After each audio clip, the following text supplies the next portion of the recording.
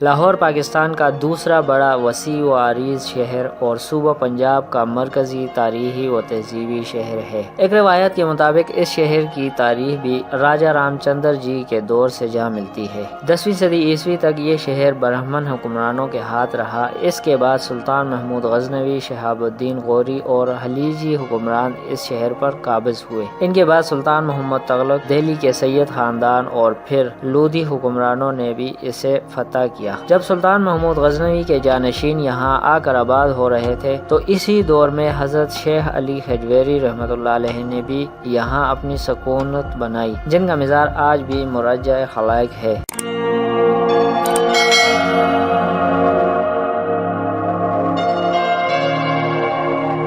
1526 سے یہاں مغل حکمران قابض ہوئے۔ جلال الدین اکبر کے دور میں یہ شہر مغل حکمرانی کا دارالسلطنت بنا۔ اس کے بعد اس کے بیٹے جہانگیر نے یہ سلسلہ جاری رکھا اور یہیں مدفون ہے۔ جہانگیر کے بیٹے شاہ جہاں نے اس کا مزار یہاں تعمیر کروایا، جو آج بھی دریائے راوی کے کنارے موجود ہے۔ شاہ جہاں نے اس شہر کو بڑی ترقی دی۔ اس نے اس شہر کی عمارات اور باغات میں اضافہ کیا۔ جب 1799 میں یہاں رنجیت سنگھ کا قبضہ ہوا تو سکھ حکومت دارالحکومت بن گیا۔ آخر کار مہاراجہ دلیپ سنگھ نے 1849 میں اقتدار انگریزوں کے سپرد کر دیا۔ اس کے بعد قیام پاکستان کی پہلی قرارداد 23 مارچ 1940 کو یہیں منعقد ہوئی اور اس طرح یہ شہر قیام پاکستان کا بہت بڑا مرکز رہا۔ مغل دور کے اسلامی طرز تعمیر کے شاہکاروں نے انگریزوں کو مجبور کیا کہ وہ بھی یہاں ایسی تعمیرات کریں جو تاریخ کا سنہری حصہ بن جائیں۔ چنانچہ 100 سالہ کم و بیش اقتدار پنجاب میں برطانوی حکمرانوں نے صرف لاہور میں تقریباً 50 عمارتیں بنوائی۔ انگریزی تعمیرات کا آغاز 1851 میں مال روڈ سے ہوا اور 1938 میں اختتام پذیر ہوا تھا۔ انہوں نے برج نما گوتھک طرز تعمیر کی عمارات بنائی۔ انہوں نے چوڑی سڑکیں، چوڑے کھلے فٹ پاتھ، گھوڑوں اور بگی کے راستوں کے دونوں جانب عمدہ قسم کے درخت لگائے، جو آج بھی مال روڈ کی شان میں اضافے کا باعث ہیں۔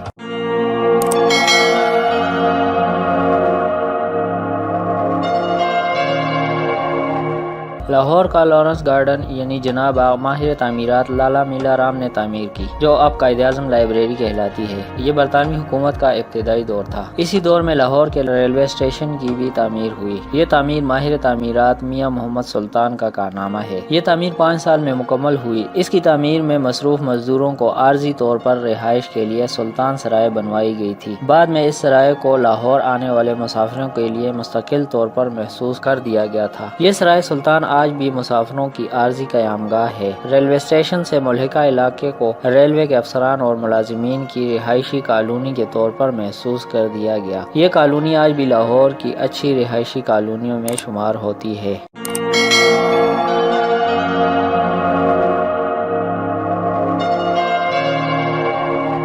گورنر ہاؤس پنجاب بھی اس عہد کی تعمیر ہے، جو کہ سول انجینئر رائے بہادر کنیال لال کی زیر نگرانی میں ایگزیکٹو انجینئر کی حیثیت سے ہوئی۔ یہ عمارت برطانیہ کے شاہی محلات کے طرز پر تعمیر کی گئی۔ گورنر ہاؤس کے ملازمین کے لیے رہائشی کالونی بھی بنائی گئی۔ اس میں رہائشی عمارتیں، دربار ہالز، دفاتر، مالخانے، استبل، آؤٹ ہاؤسز، جھیل، سرسبز لان، مصنوعی پہاڑی اور اس پر بلکھاتی سیڑھیاں بنائی گئیں۔ زندگی کی دیگر سہولیات کی فراہمی کی نقطہ نظر سے اس عمارت کو ہر لحاظ سے مکمل بنایا گیا۔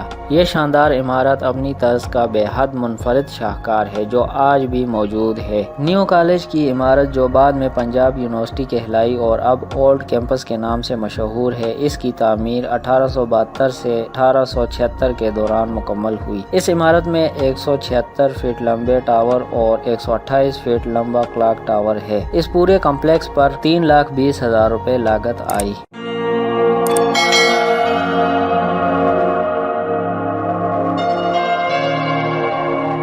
لاہور میڈیکل اسکول، جسے کنگ ایڈورڈ میڈیکل کالج کا نام دیا گیا، اس کی تعمیر کا آغاز 1881 میں ہوا، جو کہ 1882 میں مکمل ہوا۔ مال روڈ 1851 میں تعمیر ہوئی۔ اس کی تعمیر کا مقصد لاہور کے 2 کنٹونمنٹس انارکلی اور میاں میر کو آپس میں ملانا تھا۔ اس زمانے میں مال روڈ بھاٹی دروازے اور سول سیکریٹریٹ تک محدود تھی، جسے اب لوئر مال کہا جاتا ہے، جبکہ موجودہ مال روڈ 1876 تک لارنس روڈ کہلاتی تھی۔ بعد میں پوری پوری سڑک دی مال کہلانے لگی۔ FC کالج انگریزوں کا بنایا ہوا پہلا انگلش میڈیم اسکول تھا جو پنجاب میں 1949 میں قائم ہوا۔ آغاز میں مقامی باشندوں نے انگریزی سیکھنے کے تصور کو قبول نہیں کیا، مگر مخالفت کے باوجود یہ اسکول شروع ہوا، جس میں ابتدائی طور پر صرف 3 طالب علموں نے داخلہ لیا اور پھر تعداد بڑھنا شروع ہوئی۔ آج یہ فورمین کرسچین کالج کی شکل میں ہے، جسے عرف عام میں FC کالج کہا جاتا ہے، جو لاہور کے بہترین کالجوں میں شمار ہوتا ہے۔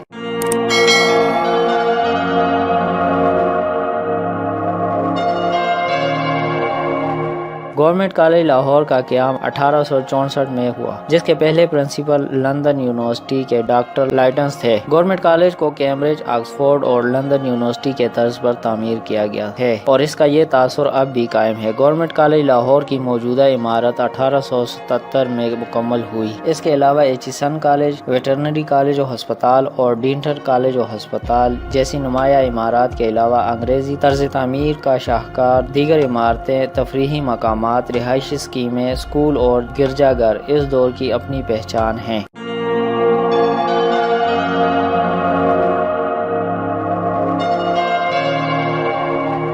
مغلیہ دور میں تعمیر کی جانے والی تاریخی عمارات اور باغوں نے لاہور کے حسن کو چار چاند لگا دیے تھے اور آج بھی مسلمانوں کی عظیم الشان ماضی کی گواہی دے رہی ہیں۔ تاریخی بادشاہی مسجد، شاہی قلعہ، شالامار باغ اور مقبرہ جہانگیر دنیا بھر کے سیاحوں کے لیے کشش کا باعث ہے۔ مغلیہ دور میں لاہور اپنے حسن و جمال اور عظمت کے لحاظ سے انتہائی بلندیوں کو چھو رہا تھا۔ لاہور کو کئی صدموں کا سامنا بھی کرنا پڑا۔ اورنگزیب عالمگیر کی وفات کے بعد ایک طویل عرصہ انتشار کا دور رہا۔ اس دور میں اس شہر کے ثقافتی ورثے کو زبردست نقصان پہنچا۔ سکھوں کے دور میں لاہور کو کئی مرتبہ لوٹا گیا۔ سکھ تاریخی عمارتوں کے دروازے اور اینٹیں تک اکھاڑ کر لے گئے، مگر ان عمارتوں کے جاہ و جلال میں کوئی کمی نہیں آئی۔ 1847 میں انگریزوں نے لاہور کو سکھوں سے آزاد کرایا اور ایک نئے جدید لاہور کی بنیاد رکھی۔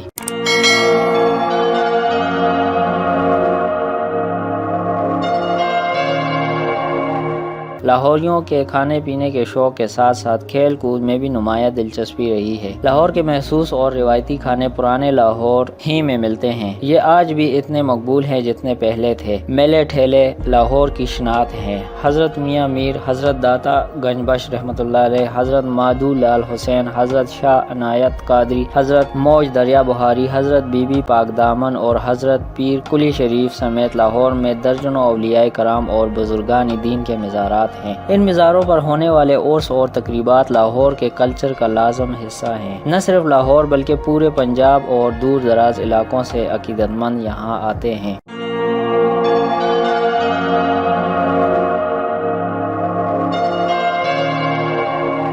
لاہور سے کئی ادبی تحریکیں اٹھی اور انہوں نے اردو کی ترقی میں بڑا اہم کردار ادا کیا۔ مولانا محمد حسین آزاد، سر عبد القادر، حضرت علامہ اقبال رحمۃ اللہ علیہ، آغا حشر کاشمیری، خلیفہ عبدالحکیم، حکیم احمد شجاع، سعادت حسن منٹو، مولانا ظفر علی خان، چراغ حسن حسرت اور بہت سے دوسرے شعراء اور ادیب لاہور کی جان تھے۔ لاہور کے مشاعروں اور ادبی محافل کی دھوم لکھنؤ اور دہلی میں بھی سنائی دیتی تھی۔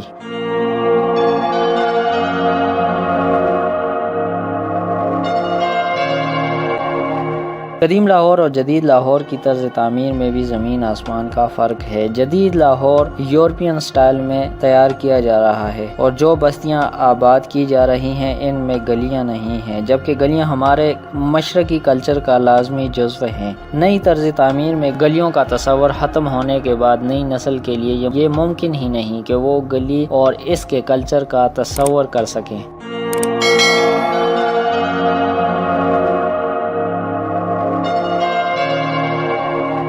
پوری دنیا میں 100 سال سے زیادہ قدیم عمارتوں، محلوں اور بستیوں کو قومی اثاثہ قرار دے کر ان کے تحفظ کے لیے اقدامات کیے جا رہے ہیں۔ یونان، اٹلی، برطانیہ اور بہت سے دوسرے ممالک نے اپنی تاریخی عمارتوں اور بستیوں کو اپنی اصل حالت میں محفوظ کرنے کے لیے بہت سے اقدامات کیے ہیں، اور اب یہ آبادیاں اور عمارتیں پوری دنیا کے سیاحوں کی توجہ کا مرکز بنی رہتی ہیں، جبکہ لاہور میں صدیوں کی تاریخ رکھنے والی بستیوں بستیوں اور تاریخی عمارتوں کو حالات کے رحم و کرم پر چھوڑ دیا گیا ہے۔ لاہور اپنی تہذیب و ثقافت اور اپنی تاریخی ورثے کے حوالے سے پوری دنیا میں اپنی ایک الگ پہچان رکھتا ہے۔ اس اہمیت کے باعث ورلڈ بینک نے اپنی ایک رپورٹ میں لاہور کی 5000 عمارتوں کو قومی ورثہ قرار دینے کی سفارش کی تھی، مگر اس کے لیے مناسب فنڈ دستیاب نہ ہو سکے۔ پنجاب ہارٹیکلچر اتھارٹی نے بھی لاہور کی تاریخی مقامات کو محفوظ کرنے، لاہور کے تاریخی حسن کو بحال کرنے اور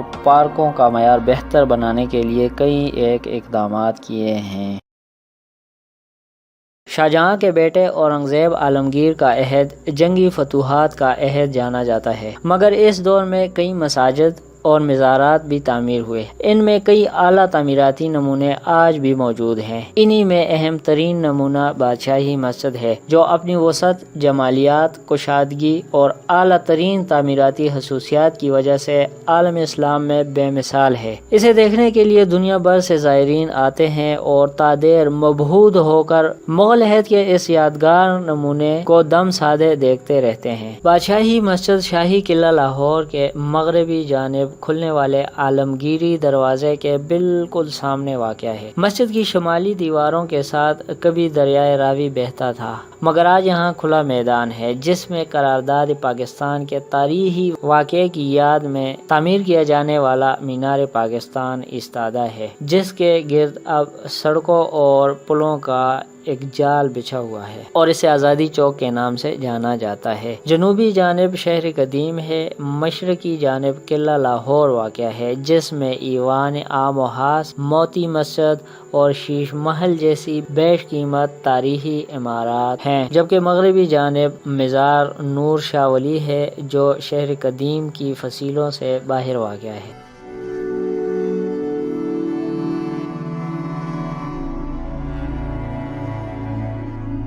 لاہور میں داخل ہونے والوں کا پہلا بصری تعارف مغلیہ عہد کی اس شاندار مسجد سے ہی ہوتا ہے۔ مسجد کی تعمیر کے سلسلے میں کوئی تاریخی حوالہ نہیں ملتا، البتہ دو معلومات ایسی ضرور ہیں جس سے اس بات کا تعین ہوتا ہے کہ یہ مسجد اورنگزیب عالمگیر کے حکم کے تحت 1674 عیسوی میں تعمیر کی گئی۔ پہلا حوالہ تو مسجد کی ڈیوڑی کی پیشانی پر آویزاں وہ لوح ہے جس پر سن تعمیر 1674 عیسوی لکھا ہوا ہے۔ مزید یہ بھی معلوم ہوتا ہے کہ مسجد کی تعمیر عالمگیر کے رضائی بھائی فدائی خان کوکا کی نگرانی میں ہوئی، جو اس وقت لاہور کا گورنر تھا۔ مسجد کی تعمیر کا دوسرا قابل اعتماد حوالہ وہ شاہی فرمان ہے جس میں دارالخلافہ میں ایک عظیم الشان مسجد کی تعمیر کے احکامات اورنگزیب عالمگیر نے جاری کیے تھے۔ مسجد کا ڈیزائن تیار کرنے والے معمار کا بھی تاریخ کی کتابوں میں حوالہ نہیں ملتا، البتہ مسجد کے ڈیزائن اور اس کے عناصر کی باہمی یگانگت اور ہم آہنگی کو دیکھتے ہوئے یہ بات پورے وثوق سے کی جا سکتی ہے کہ اس کا ڈیزائن کسی ایک شخص نے تیار کیا ہے۔ دہلی اور آگرہ کی جامع مسجد کے نقشہ جات اور ڈیزائن کی بادشاہی مسجد کے ساتھ قریبی مشابہت کچھ سوچنے پر ضرور مجبور کرتی ہے۔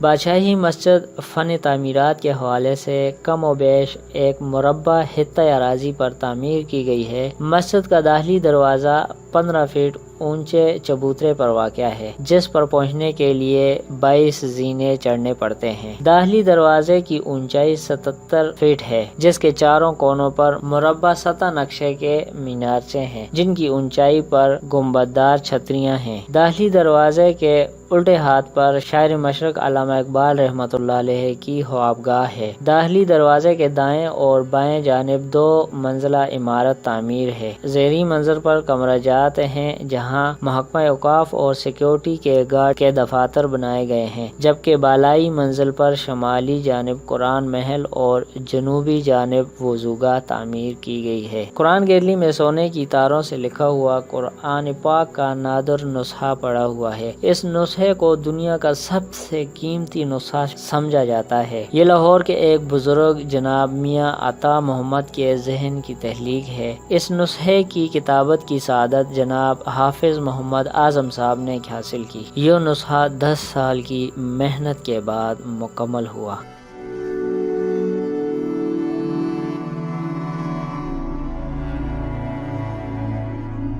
ڈیوڑی کی عمارت بھی 2 منزلہ ہے، جس کی بالائی منزل پر بھی امام مسجد اور مؤذن وغیرہ کی رہائش ہوتی تھی، مگر آج کل وہاں تبرکات گیلری ہے۔ بادشاہی مسجد کا نظارہ کرنے والوں کے لیے تبرکات گیلری خصوصی توجہ کا مرکز ہے۔ ان تبرکات میں حضور پاک صلی اللہ علیہ وآلہ وسلم کا عمامہ، ٹوپی، جبہ، نعلین مبارک، قدم پاک کا نقش، اسلامی پرچم، حضرت علی رضی اللہ عنہ کا سپارہ جو خط کوفی میں ہے، حضرت بی بی فاطمہ رضی اللہ عنہا کا رومال، جائے نماز، حضرت امام حسین رضی اللہ عنہ کا عمامہ، حضرت غوث الاعظم کا عمامہ اور جائے نماز کے علاوہ بے شمار دیگر متبرک اشیاء یہاں محفوظ ہیں، جن کا دیدار کسی بھی مسلمان کے لیے بہت بڑی سعادت ہے۔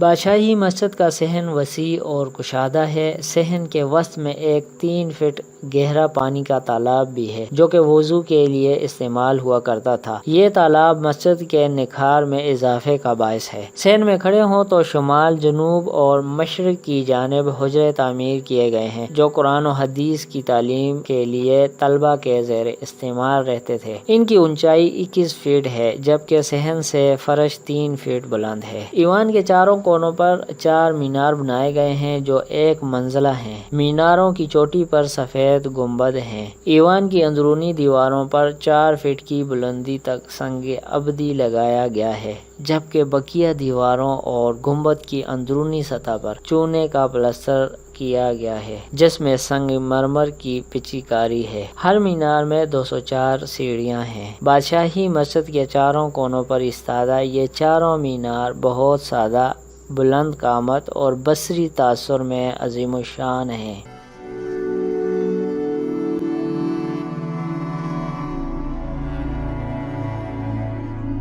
تجزیہ نگاروں نے اس کی جیومیٹری کی باہمی موازنے سے یہ بات اخذ کی ہے کہ مسجد کی سطحی نقشہ میں جو تناسب ملتا ہے، وہیں عمودی سطح پر اس کی روکار میں استعمال ہوا ہے۔ مسجد میں ڈاٹیں بکثرت تعمیر کی گئی ہیں، جو عہد شاہجہانی کی یادگار ہیں۔ دیواروں کی تعمیر میں چھوٹی اینٹ، جسے شاہجہانی اینٹ بھی کہا جاتا ہے، چونے کے گارے کے ساتھ استعمال کی گئی ہے۔ مجموعی طور پر سنگ سرخ استعمال کیا گیا ہے، جو فتح پور سیکری سے منگوایا گیا تھا۔ گنبدوں کی بیرونی سطح پر لگایا جانے والا سنگ مرمر مکران سے منگوایا گیا تھا، جبکہ داخلی سیڑھیوں پر سنگ ابری گوالیار سے منگوایا گیا تھا، جسے دوست حالی کے وقت سنگ سرخ میں تبدیل کر دیا گیا۔ دیواروں پر تزئین و آرائش کے لیے پیڑا دیوڑا کی تزئینی تکنیک وسیع پیمانے پر استعمال کی گئی ہے۔ مسجد کی بیرونی دیواروں کے تزئین و آرائش میں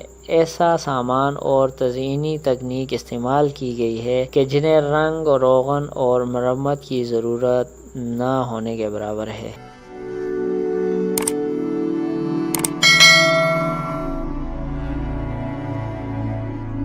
حال ہی میں شمال مشرقی کونے میں واقع طہارت خانوں کی تعمیر نو کی گئی ہے۔ رمضان المبارک، جمعہ اور عیدین کے موقع پر کثیر تعداد میں آنے والے نمازیوں کے لیے خاطر خواہ بنیادی سہولیات فراہم کی گئی ہیں۔ رات کے وقت اندرونی اور بیرونی طور پر مناسب روشنی کا انتظام کیا گیا ہے، تاکہ زائرین کو کسی قسم کی پریشانی کا سامنا نہ کرنا پڑے۔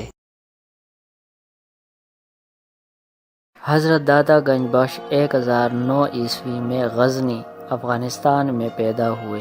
آپ نے لاہور میں سکونت اختیار فرمائی اور یہیں 1072 عیسوی میں وصال فرمایا۔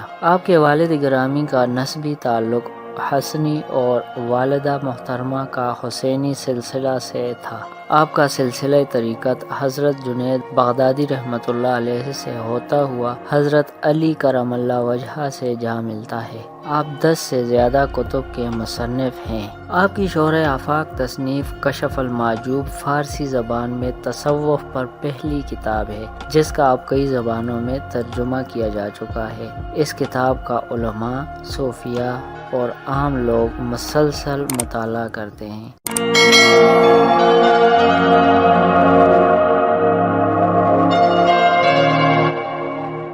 دادا دلبار قدیم لاہور کے مرکز میں بھاٹی چوک وسطی کے قریب واقع ہے۔ اس کے ارد گرد لوئر مال روڈ، گوال منڈی اور کربلا گامے شاہ ہیں۔ حضرت داتا گنج بخش کی تعمیر کردہ مسجد اور آپ کا گنبد مبارک 9 صدیوں سے عقیدت مندوں کے لیے جذب و کشش کا باعث ہے۔ مزار اصل میں مسجد کے ساتھ ایک سادہ قبر کے طور پر قائم کیا گیا تھا۔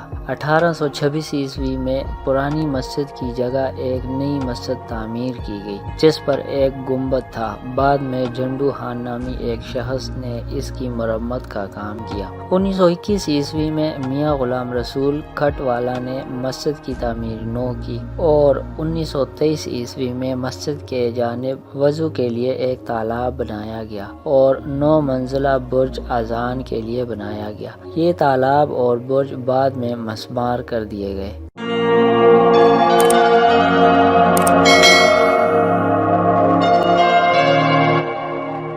اس مقدس عمارت کا قدیم ترین بصری ریکارڈ عظیم صاحب فن میدان بخش ملتان والے نے 1877 میں تیار کیا تھا۔ اس فن پارے کے مطابق گنبد سنگ مرمر کے 8 پہلو ڈھانچہ پر قائم ہے جس میں مغلیہ طرز کی جالیدار سلیں نصب ہیں۔ گنبد کا رنگ سبز ہے۔ اس کے مغرب میں مسجد ہے جس کے 5 گنبد ہے۔ سامنے کی عمارت سرخ پتھر کی ہے اور اس پر پہلودار سفید گنبد اس کی روزافزوں عظمت و احترام کا مظہر ہے۔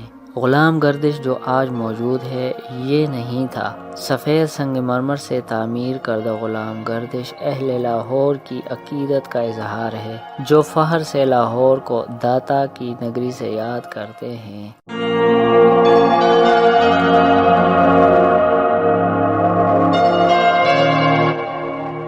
1960 عیسوی میں محکمہ اوقاف نے دربار حضرت داتا گنج بخش اور ملحقہ املاک کا انتظام و انصرام سنبھالا۔ صدر جنرل ضیاء الحق کے دور میں 1980 کی دہائی میں مزار کی بہت توسیع کی گئی۔ NPOs کے دفاتر، ایک لائبریری، مدرسہ، پولیس اسٹیشن، کار پارکنگ اور دفاتر سب انہی کے دور حکومت میں شامل کیے گئے۔ اس دوران یہ مزار جنوبی ایشیا کا سب سے بڑا مزار بن گیا۔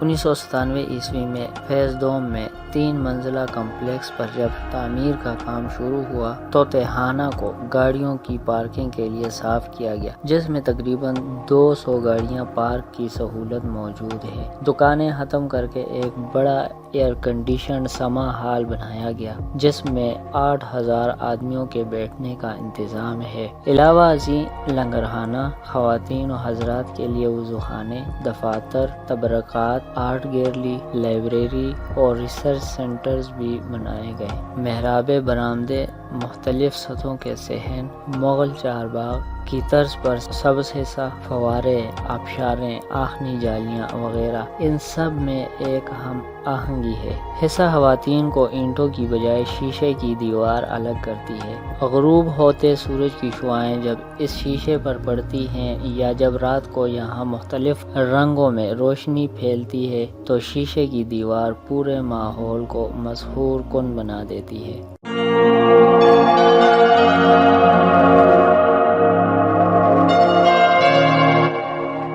سما حال میں تحریر کردہ قرآنی آیت اپنا عجیب و غریب اثر رکھتی ہے۔ بڑے فلور پر سبز ٹکڑوں کے ساتھ درمیان میں ایک فوارہ ہے جو لہریں پیدا کرنے والے آلے کو مرکز بنایا گیا ہے۔ سبز مقدس رنگ ہے۔ اس رنگ میں مزار داتا صاحب کے گنبد کو مرکز بنایا گیا ہے۔ گنبد تمام اطراف اور چوڑی کھلی جالیدار محرابوں سے نظر آتا ہے۔ سامنے 2 سبز گول دائروں میں اللہ تعالیٰ اور رسول کریم صلی اللہ علیہ وآلہ وسلم کے اسماء سنہرے حروف میں تحریر ہیں۔ یہی مسجد اور سما حال کا بڑا دروازہ ہے۔ دائروں کے محیط اور ان کے درمیان میں سنہرے کلش کے ساتھ سبز گنبد قرب الہی کی طرف متوجہ کرتے ہیں۔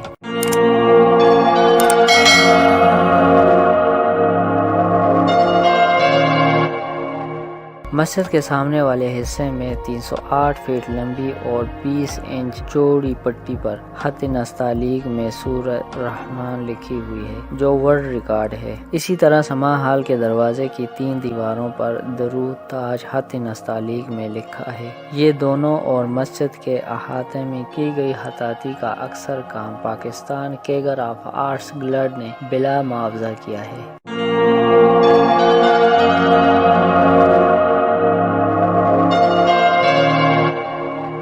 عمارت کے تمام اجزاء در حقیقت مرکزی خیال گنبد و غلام گردش ہی کے گرد پھیلے ہوئے ہیں۔ ان کی محرابیں روحانی نظم کے مصروں کی مانند ہے جو بڑے چھوٹے لائنوں کشادہ تنگ سپاٹ عمارت میں رواں دواں ہیں، لیکن اپنی اصل کے ساتھ ان کا تعلق جڑا ہوا ہے۔ پوری عمارت سنگ مرمر پر مشتمل ہے۔ محرابوں سے پیش نظر تک، فرش سے دیواروں تک، ہر جگہ پورے احاطے میں ایک نظم نظر آتا ہے۔ ہر طرف پھیلی ہوئی سادگی عظیم صوفی بزرگ کی طرف سے بارگاہ الہی میں نیازمندیوں کا اظہار ہے۔ یہ مقام لاہور کا مقدس ترین مقام سمجھا جاتا ہے۔ یہ مزار لاہور میں ایک بڑا معاشی، سیاسی اور سماجی مرکز بن چکا ہے۔ یہ لاہور کے ان واحد مقامات میں سے ہیں جہاں انتہائی امیر اور انتہائی غریب ایک دوسرے کے ساتھ ہیں۔ 1864 میں ایک عارضی طور پر تعمیر کردہ عمارت میں پنجاب کی پہلی صنعتی نمائش منعقد ہوئی اور یہ نمائش تقریباً 3 سال تک جاری رہی۔ نمائش کے لیے اس عمارت میں نوادرات، فنون لطیفہ، پنجاب کی مصنوعات، نباتات، معدنیات اور جانوروں سے متعلق مختلف نمونے رکھے گئے۔ جب 1887 میں ملکہ وکٹوریہ کی گولڈن جوبلی کی تقریبات شروع ہوئیں تو اس کی یادگار کے حوالے سے عجائب گھر کی عمارت کی تعمیر کا فیصلہ کیا گیا، جس کا سنگ بنیاد 3 فروری 1890 کو ملکہ وکٹوریہ کے پوتے شہزادہ البرٹ وکٹر نے رکھا۔ اس عمارت کی تعمیر 1893 میں تکمیل کے مراحل کو پہنچی۔ اس نئی عمارت کا ڈیزائن سردار بھائی رام سنگھ نے تیار کیا اور سر گنگا رام اس کی تعمیر کے دوران بطور انجینئر کام کرتے رہے۔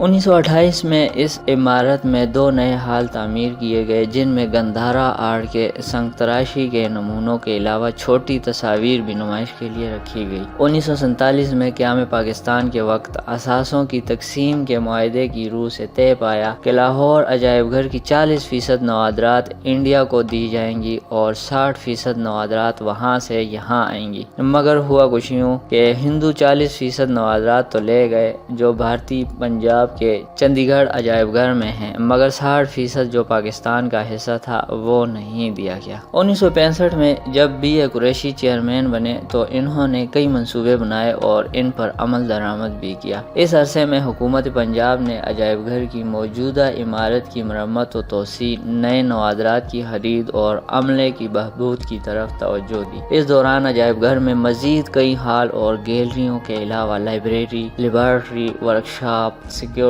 کینٹین اور گفٹ شاپ جیسی سہولیات بھی فراہم کی گئی۔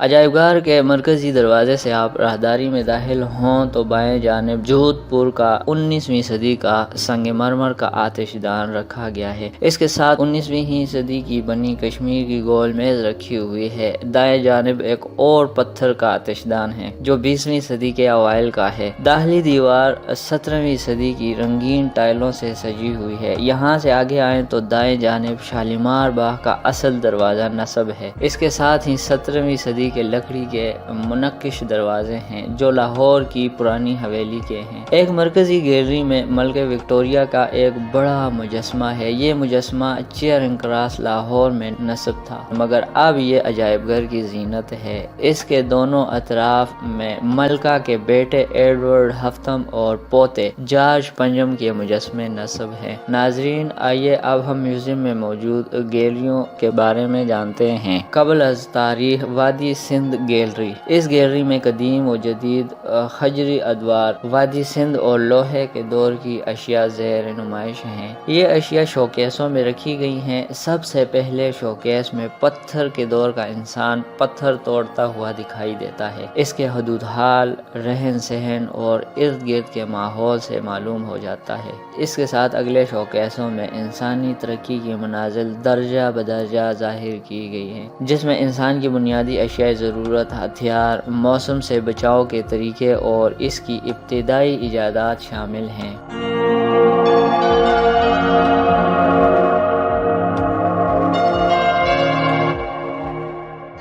ہندو، برہمن اور بدھ گیلری۔ عجائب گھر کی یہ گیلری بہت ہی طویل ہے۔ سب سے پہلے یہ گیلری 1894 عیسوی میں آثار قدیمہ اور نوادرات کی نمائش کے لیے استعمال کی گئی۔ بعد میں تبتی اور نیپالی نوادرات کو بھی اسی گیلری میں رکھا گیا۔ یہاں مشرقی دنیا سے متعلق برہمنی آرٹ، کوہ نمک میں واقع مورتی کے جین آرٹ کے سنگ تراشی کے نمونے، فروشتی، سنسکرت اور شاردار رسم الخط پر مشتمل پتھر کی تختیاں اور اسلام سے پہلے کے کچھ ہندو مخطوطات یہاں نمائش پذیر ہیں۔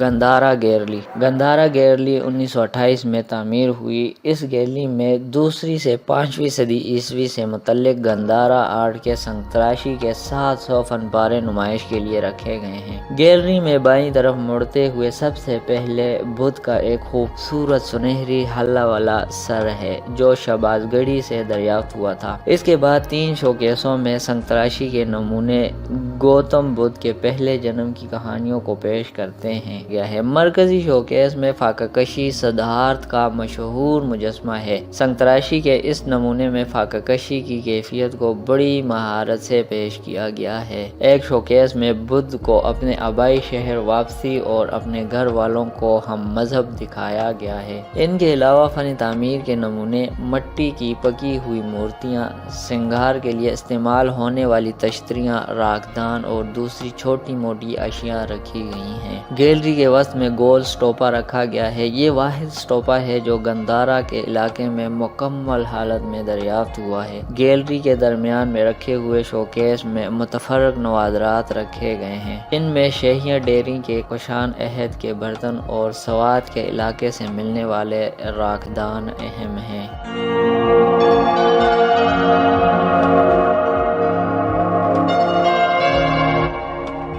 اسلام گیلری۔ اس گیلری میں برصغیر میں مسلم ادوار کے آرٹ اور کرافٹ کے مختلف نمونے رکھے گئے ہیں۔ اس گیلری میں دھات کے بہت سے برتن، پیپر، میشی کی اشیاء اور کشمیری شالوں کا تعلق کشمیر سے ہے۔ گیلری کے مختلف قالینوں، غالچینوں، تلواروں، دھاتوں اور خنجروں کا تعلق 17ویں صدی یا اس سے پہلے کے زمانے سے ہے۔ ایک شوکیس میں موسیقی کے آلات رکھے گئے ہیں۔ لاہور کا بنا ہوا شاہجہانی قالین بہت دلچسپ نوادرات ہیں۔ ان کے علاوہ لکڑی پر لاکھ کے کام کی اشیاء، ملتان کا شیشے کا کام، کاشی کاری، پتھر پر جالی کا کام، حقے، معروف لوگوں کی چھڑیاں، اجرام فلکی سے متعلق اشیاء، شاہی خاندانوں سے متعلق زیورات، سونے کے تاروں سے بنے ملبوسات، جوتے، ہاتھ سے بنی شالیں مختلف شوکیسوں میں رکھی ہوئی ہیں۔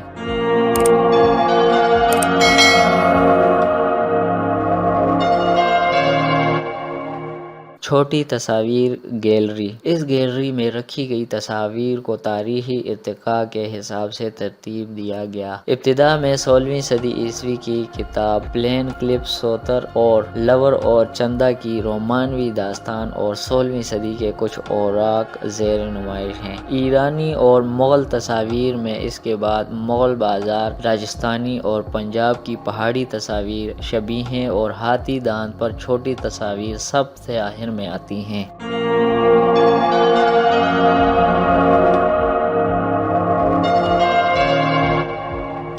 اسلحہ گیلری۔ اس گیلری میں اسلامی ادوار کے علاوہ سکھ اور برطانوی دور کا اسلحہ زیر نمائش ہے، جس میں تلواریں، ڈھالیں، زرہ بختر، نیزے، تیر کمان، بندوقیں اور توپ شامل ہیں۔ سوات گیلری میں سوات اور خیبر پختونخوا کے روایتی فن پارے رکھے گئے ہیں۔ اس خوبصورت قدیم سرزمین سے متعلق یونانی، بدھ اور اسلامی تہذیب کی سماجی اور ثقافتی نوادرات رکھی گئی ہیں۔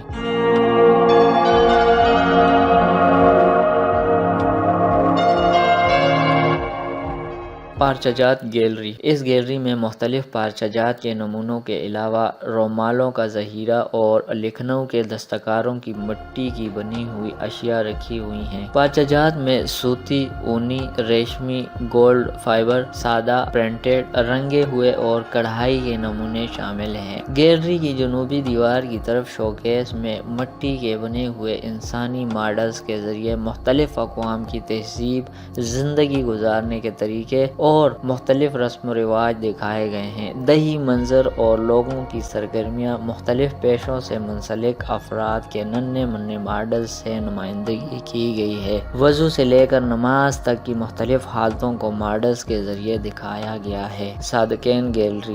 یہ گیلری تہانے میں واقع ہے۔ اس گیلری میں صادقین کے بنائے ہوئے منتخب فن پارے رکھے گئے ہیں۔ یہ فن پارے صادقین نے میوزیم کو تحفہ کے طور پر دیے تھے۔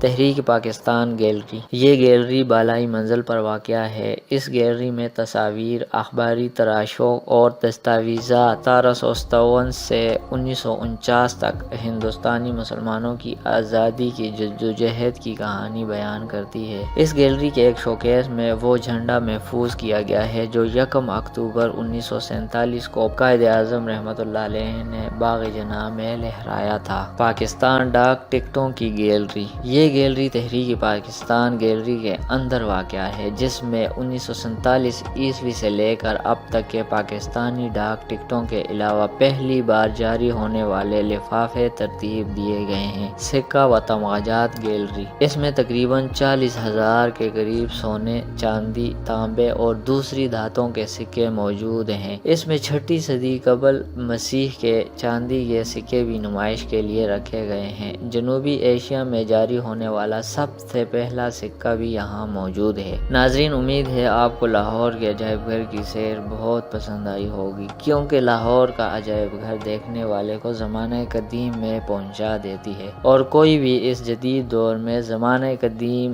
کے عکس میں گم ہو کر اس زمانے کی سیر کرتا ہے تو اسے ایک دلی خوشی محسوس ہوتی ہے۔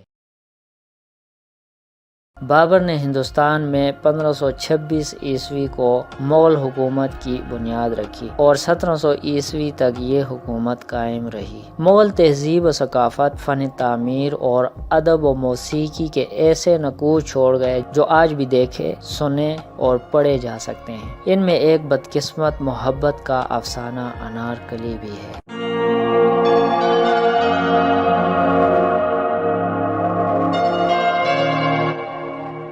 عام طور پر انارکلی کی جو کہانی بیان کی جاتی ہے وہ کچھ اس طرح سے ہے کہ انارکلی نام کی ایک کنیز اکبر بادشاہ کے دربار میں ناچنے پر مامور تھی۔ شہزادہ سلیم، جو بعد میں جہانگیر کے نام سے حکمران بنا، کو اس سے محبت ہو گئی۔ جب اس کا علم اکبر بادشاہ کو ہوا تو اس نے انارکلی کو سزا کے طور پر دیوار میں زندہ چنوا دیا۔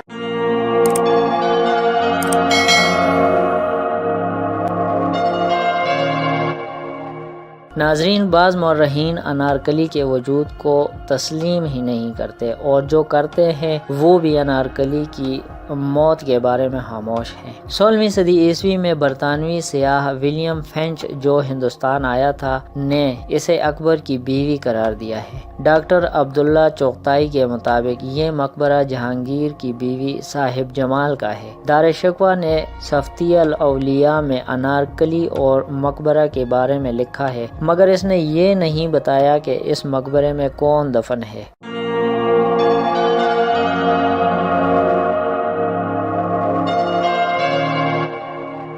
سید محمد لطیف مصنف نے اس کہانی کو اس طرح لکھا اور بیان کیا ہے کہ انارکلی کو نادرہ بیگم یا مشرف النساء کا خطاب دیا گیا تھا، جو اکبر کے حرم میں داخل ایک کنیز تھی۔ ایک دن جب اکبر جوان خوبصورت کنیز انارکلی کے ساتھ شیشوں سے مزین ایک کمرے میں موجود تھا تو اکبر نے شیشے میں دیکھا کہ انارکلی شہزادہ سلیم کو مسکراتے ہوئے دیکھ رہی ہے۔ اسے شک ہوا کہ انارکلی کے ساتھ سلیم کی ساز باز ہے، لہٰذا اس نے سزا کے طور پر انارکلی کو زندہ دیوار میں چنوانے کا حکم دے دیا۔ سلیم کو اس کی موت کا افسوس ہوا تو اس نے اس جگہ ایک عالی شان مقبرہ تعمیر کرایا۔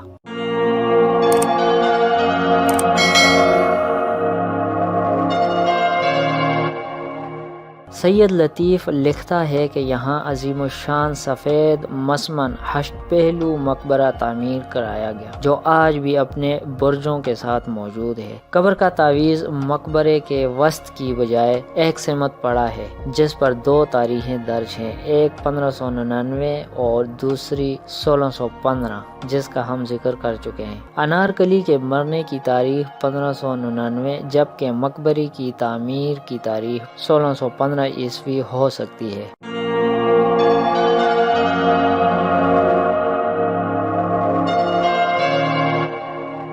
سکھوں کے عہد میں اس مقبرے کو کافی نقصان پہنچا۔ راجہ رنجیت سنگھ نے مقبرے کی بنیادیں، ہشتی اور چبوترا جو سنگ مرمر کا تھا اکھاڑ دیا۔ قبر کے تعویذ پر 99 اسماء الہی اور اشعار درج ہیں۔ انگریزی دور میں اس عمارت کو گرجا میں تبدیل کر دیا گیا اور اس کا نام سینٹ جین رکھ دیا۔ اب اس عمارت کو ریکارڈ آفس کے طور پر استعمال کیا جا رہا ہے۔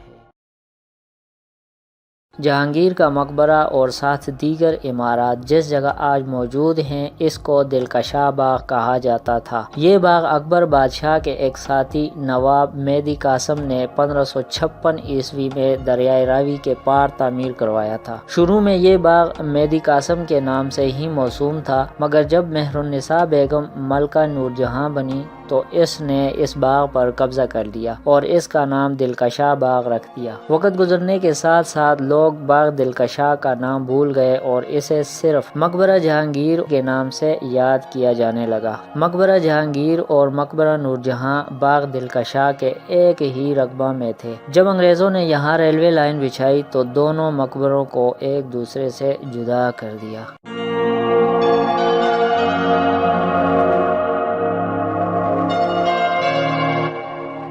مقبرہ جہانگیر پر اس وقت قرآن پاک پڑھنے والے حفاظ مقرر کیے گئے تھے، جو باری باری ہر وقت مزار پر قرآن مجید پڑھتے رہتے تھے۔ یہ سلسلہ سکھوں کے دور حکومت تک جاری رہا۔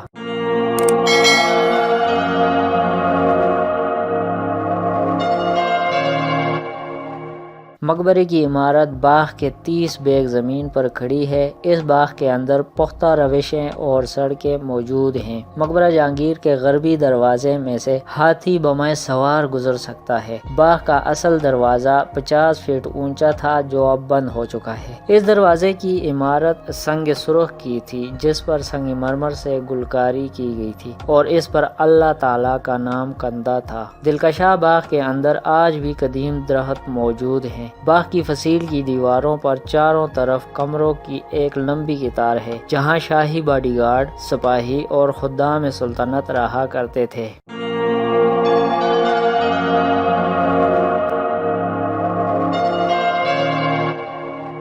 مقبرہ ایک بڑی مربع نما عمارت ہے اور اندر سے گنبد نما ہے۔ درمیان میں سنگ مرمر کا ایک چبوترا ہے۔ اس کے درمیان قبر کا تعویذ ہے، جس پر تمام گلکاری سنگ عقیق اور سلیمانی وغیرہ کی نہایت ہی خوشنمائی کے ساتھ کی گئی ہے۔ تعویذ کے دائیں بائیں اللہ تعالیٰ کے 99 اسماء مبارک ہیں اور سرہانے کی طرف بسم اللہ الرحمن الرحیم لکھی ہوئی ہے۔ اس مقبرہ کے چاروں کونوں پر 4 مینار ہیں۔ ہر مینار 100 فٹ بلند ہے اور اس کی 61 سیڑھیاں ہیں۔ برآمدے نقش و نگار سے خوب آراستہ ہیں۔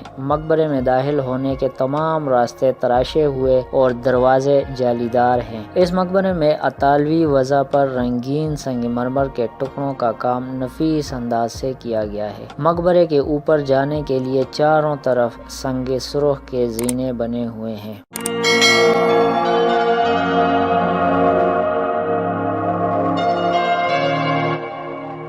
مقبرہ جہانگیر کو سکھوں کے عہد میں سب سے زیادہ نقصان پہنچا۔ مقبرے کی منڈیروں پر سنگ مرمر کی جالیوں کے علاوہ شمع جلانے کے لیے جو ستون تھے وہ بھی مہاراجہ رنجیت سنگھ کے حکم سے اکھاڑ کر امرتسر پہنچا دیے گئے اور دربار صاحب پل پر لگا دیے گئے۔ اس کی جگہ پر چونے کا پلستر کروایا گیا ہے۔ اس کے علاوہ والی افغانستان امیر دوست محمد خان کے بھائی سردار سلیمان محمد خان بھی اپنے بھائی سے ناراض ہو کر کچھ عرصہ یہاں چھپا رہا۔ اس اور اس کے ساتھیوں نے بھی مقبرے کے کئی پتھر اکھاڑ لیے۔ اس کے باوجود یہ عمارت آج بھی بڑی شان و شوکت کے ساتھ کھڑی ہے۔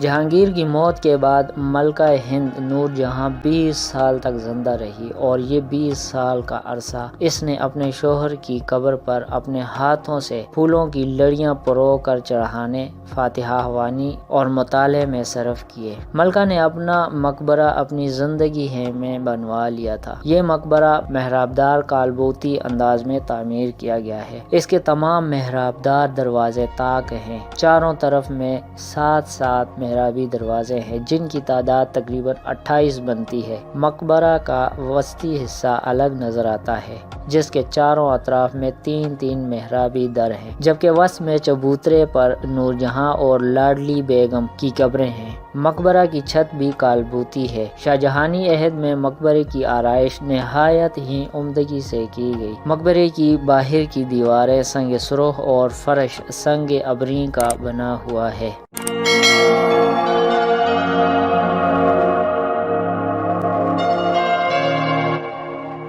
مہاراجہ رنجیت سنگھ کے عہد حکومت میں دوسرے مقابر کے ساتھ ساتھ نور جہاں کا یہ مقبرہ بھی نہایت ہی بے دردی سے نوش ڈالا گیا۔ کسی نے رنجیت سنگھ سے کہہ دیا کہ تہھانے میں نور جہاں اور لاڈلی بیگم کی میتیں سونے کے تابوتوں میں سونے کی زنجیروں سے بندھی ہوئی دفن ہیں۔ چنانچہ قبریں کھود ڈالی گئیں تو ان غارت گروں کو آبنوسی صندوقوں کے علاوہ کچھ ہاتھ نہ لگا، تو دونوں ماں بیٹی کی جستحاقی دوبارہ مٹی میں دبا دیے گئے اور آبنوسی صندوق رنجیت سنگھ کے ہاتھ لگ گئے۔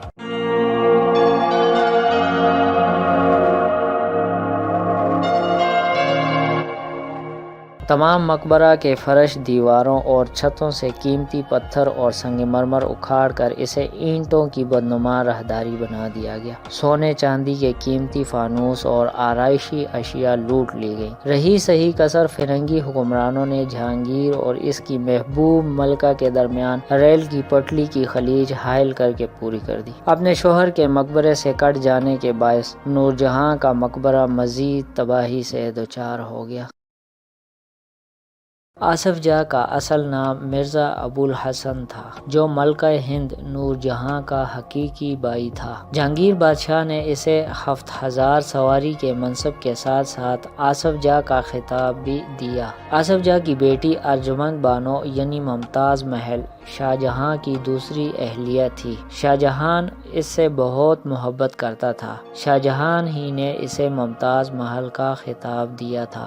شاہ جہاں تا عمر آصف جاہ کا احسان مند رہا، کیونکہ آصف جاہ اگر شاہ جہاں کو محلاتی سازشوں سے نہ بچائے رکھتا تو شاید وہ بادشاہ نہ بنتا اور بے موت مارا جاتا۔ شاہ جہاں اپنے بزرگوں کی طرح آصف جاہ کی تعظیم کرتا تھا۔ عہد شاہجہانی میں آصف جاہ امیر الامراء تھا۔ وہ کوئی زیادہ علم پرور شخص نہیں تھا مگر اپنے والد کی طرح حاسہ ذہین، دوربین، شاطر اور تجربہ کار انسان تھا۔ وہ تعمیرات کا بھی بہت شوقین تھا۔ اس نے شاہی قلعے کے اکبری گیٹ کے سامنے ایک عالی شان حویلی تعمیر کروائی۔ اس حویلی کی تعمیر پر 20 لاکھ روپے خرچ ہوئے اور یہ حویلی 10 سال کے عرصہ میں مکمل ہوئی۔ یہ حویلی 17ویں صدی میں تعمیر ہوئی۔ تاریخ میں یہ حویلی دھیان سنگھ اور حویلی جمیدار خوشحال سنگھ کے نام سے بھی منسوب ہے، جبکہ اس حویلی کے کھنڈرات پر سکھ عہد میں حویلی کی تعمیر کی روایات بھی موجود ہیں۔ آج کل اس عمارت کو فاطمہ جناح گرلز کالج کے طور پر استعمال کیا جا رہا ہے۔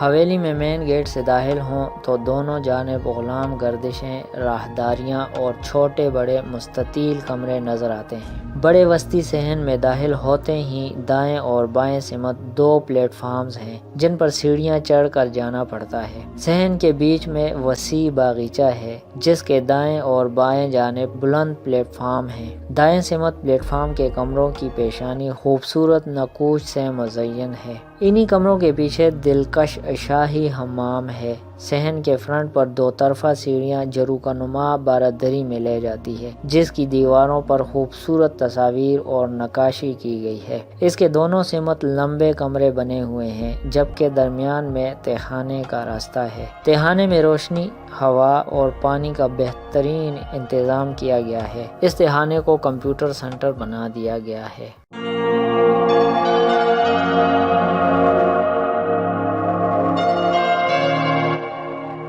صحن کے بائیں جانب بلند پلیٹ فارم پر وسیع و عریض دالان ہے۔ اس دالان کی سب سے نمایاں چیز اس کی بلندی اور ستون ہے۔ 4 صدیوں بعد بھی یہ ستون اپنی استحکام کی گواہی دے رہے ہیں۔ صحن کے مرکزی دروازے پر مبنی عمارت میں 2 جانب بنے جھروکا سکھ عہد کا پتہ دیتے ہیں۔ نچلی منزل پر بہت سے کمرے ہیں اور ایک وسیع ہال بھی ہے جسے اب کنونشن ہال میں تبدیل کر دیا گیا ہے۔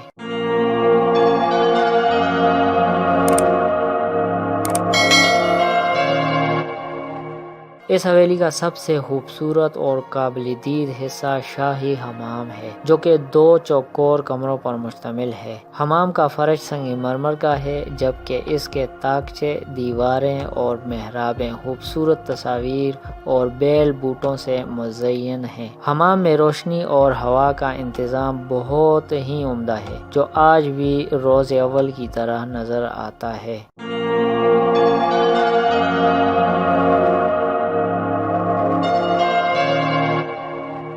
اس حویلی نے مغلوں سے لے کر سکھوں تک، سکھوں سے لے کر انگریزوں تک اور آخر میں پاکستان کے کئی حکمرانوں اور حکومتوں کو دیکھا۔ 1641 عیسوی میں آصف جاہ کے انتقال کے بعد یہ حویلی اس کے چہیتے نواسے اور شاہجہاں کے بڑے بیٹے داراشکوہ کے تصرف میں آ گئی۔ سکھ دور میں رنجیت سنگھ کے سینئر وزیر دھیان سنگھ نے اسے اپنے محل کے طور پر استعمال کیا، یا یہ کہ یہ جمیندار خوشحال سنگھ کا محل تھا۔ انگریزوں کے دور میں یہ عمارت برطانوی انتظامیہ کے دفاتر کے طور پر استعمال ہوتی رہی۔ قیام پاکستان کے بعد یہ CIA سٹاف کا مرکز بن گئی۔ 1981 عیسوی میں حکومتی سطح پر اس تاریخی اور تہذیبی ورثہ کو محفوظ کرنے کا فیصلہ کیا گیا اور اسے اصل حالت میں لانے کا کام شروع ہوا۔ 1988 عیسوی میں وزیر اعظم نواز شریف کی ذاتی دلچسپی سے حویلی کی باؤنڈری جو خستہ حالت میں تھی نئے سرے سے تعمیر کیا گیا۔ اسی طرح اس عمارت کے بیشتر دروازے بھی تبدیل کیے گئے جو ہو بہو اس عمارت کا حصہ معلوم ہوتے ہیں۔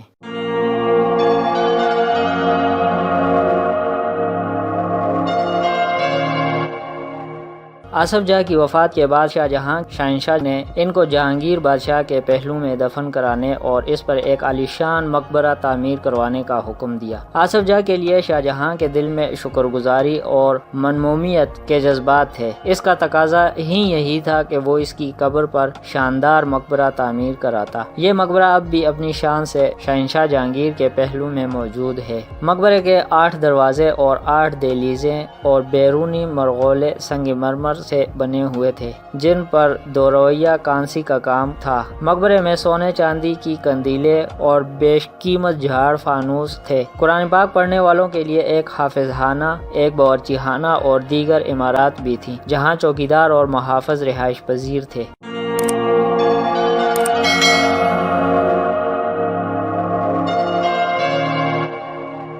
مقبرہ جہانگیر اور مقبرہ نور جہاں کے ساتھ ساتھ سکھوں نے مقبرہ آصف جاہ کے ساتھ اس قدر سنگ دلانہ سلوک کیا کہ یہ عمارت بھی لاہور کی دیگر عمارتوں کی طرح عبرت کا نشان بن گئی۔ سکھا شاہی دور میں لاہور کی عمارات کو پتھر حاصل کرنے کے لیے انہیں برباد کر دیا گیا۔ مقبروں سے سونا چاندی لوٹا گیا اور سارا قیمتی پتھر اتار لیا گیا۔ رنجیت سنگھ نے جب امرتسر میں گولڈن ٹیمپل کی تعمیر شروع کی تو مقبرہ جہانگیر، مقبرہ نور جہاں اور مقبرہ آصف آصف جاہ سے قیمتی پتھر بھی اتروا دیا گیا۔ صرف آصف جاہ کی قبر کا تعویذ ہی ان ظالموں کے ہاتھوں سے محفوظ رہا، کیونکہ تعویذ پر اللہ پاک کے 99 نام کندہ ہیں جو سکھوں کے کسی کام کا نہ تھا۔ جب رنجیت سنگھ نے افغانستان کے سردار سلطان محمد خان کو شاہدرہ کی جاگیر بخش دی تو اس نے بھی ان عمارات سے بہت برا سلوک کیا۔ سردار سلطان کے ساتھ وحشی افغانوں نے پتھر توڑ توڑ کر اس میں سے قیمتی موتی نکال لیے۔ اس نے اپنی بدذوقی سے باغ کو اجاڑ دیا اور اسے جانوروں کے استبل میں تبدیل کر دیا، اور یوں یہ عمارت عبرت کا نشان بن گئی۔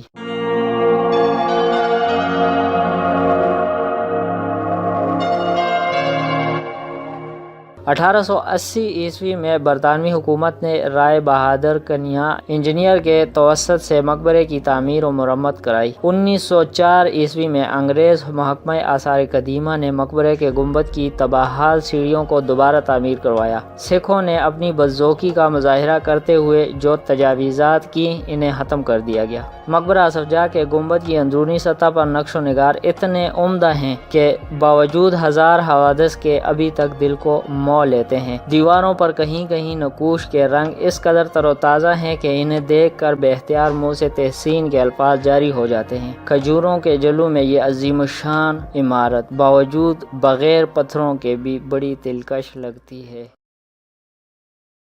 علی مردان خان ہندوستان ایران سے آئے تھے۔ ان کے آباء و اجداد کرد تھے۔ ان کے والد گنج علی خان جب ازبکوں کے خلاف فتح یاب ہوئے تو شاہ ایران نے ان کو ارجمند بابا کا خطاب دیا تھا۔ ارجمند بابا کی وفات کے بعد علی مردان خان کو قندھار کی حکمرانی ملی، مگر محلاتی سازشوں کی بنا پر مردان علی خان کو ایران سے ہجرت کر کے ہندوستان کا رخ کرنا پڑا۔ جب مردان علی خان ہندوستان آئے تو شاہ جہان نے ان کو اعزازات و انعامات سے نوازا اور انہیں قندھار کا گورنر بھی مقرر کر دیا۔ جلد ہی کابل کا بھی ناظم بنا دیا گیا۔ 1657 عیسوی میں علی مردان خان کو اسہال کا مرض لاحق ہو گیا تو آرام کی غرض سے کشمیر جانے کے لیے شاہ جہاں سے اجازت طلب کی۔ کشمیر جاتے ہوئے راستے میں ان کا انتقال ہو گیا۔ ان کا بیٹا ان کا شریک سفر تھا، چنانچہ ان کی لاش کو کشتی کے ذریعے لاہور لایا گیا اور مرحوم کی وصیت کے مطابق ان کی والدہ کے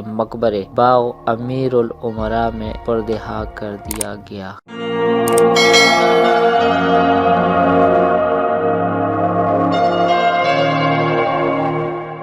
لاہور ریلوے اسٹیشن سے شالامار باغ کی طرف سے جائے تو جی ٹی روڈ پر گلابی باغ سے تھوڑے فاصلے پر سنگھ پورہ منڈی کے بالکل سامنے ایک بلند و بالا پرشکو گنبد اپنی طرف متوجہ کرتا ہے۔ یہی گنبد علی مردان خان کے مقبرے کا حصہ ہے۔ یہ مقبرہ لاہور کی تاریخی عمارات میں اہم مقام رکھتا ہے۔ یہ عمارت ایک خوبصورت اور وسیع باغ میں ایستادہ ہے۔ اسے لاہور کا سب سے اونچا مقبرہ قرار دیا جاتا ہے۔ مقبرے کی 3 منزلہ عمارت ایک پلیٹ فارم پہ بنی ہوئی ہے اور اس کا چبوترا سطح زمین سے 4 سے 5 فٹ اونچا ہے۔ مغل دور کے باقی مقابر کی طرح اس مقبرے میں بھی قبریں تہھانے میں بنائی گئی ہیں۔ اس تہھانے کو مقبرہ کی پہلی منزل کہہ سکتے ہیں۔ یہ وسیع اور ہوادار ہے۔ یہاں روشنی کا بھی خاطر خواہ انتظام کیا گیا ہے۔ اس کا فرش اس وقت سادہ پتھر کا ہے جو شاید مرمت کے بعد لگایا گیا ہے، البتہ در و دیوار پر نقش و نگار کے آثار قدرے باقی ہیں۔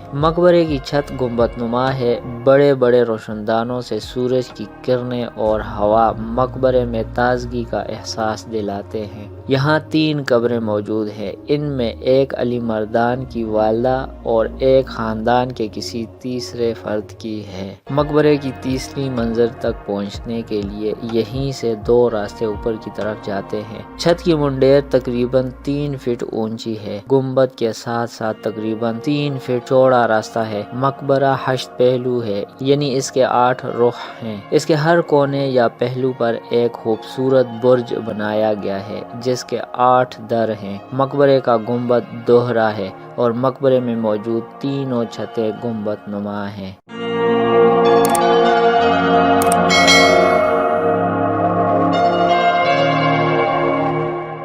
مقبرہ نواب علی مردان خان کو بھی سکھا دور خاص کر رنجیت سنگھ کے دور میں شدید قسم کا نقصان پہنچایا گیا۔ مقبرے سے قیمتی پتھر اتار لیے گئے، یہاں تک کہ قبروں کے تعویذ تک بھی باقی نہ چھوڑے گئے۔ مقبرے کی زیادہ تر عمارات کو گلاب سنگھ نے مسمار کر کے ان اینٹوں سے چھاؤنی تعمیر کرائی۔ اس علاقہ پر جب 1867 میں عام لوگوں کا قبضہ ہو گیا تو انہوں نے رہی سہی کسر بھی نکال دی اور بچ رہنے والی عمارات کو مسمار کرا کر اینٹیں بیچ دیں۔ انگریز حکومت نے 1884 عیسوی میں کنیا لال انجینئر کی وساطت سے مقبرہ کی ابتدائی مرمت کرا کر اسے تباہ ہونے سے بچا لی، مگر یہ تب بھی عام لوگوں کے استعمال میں رہا۔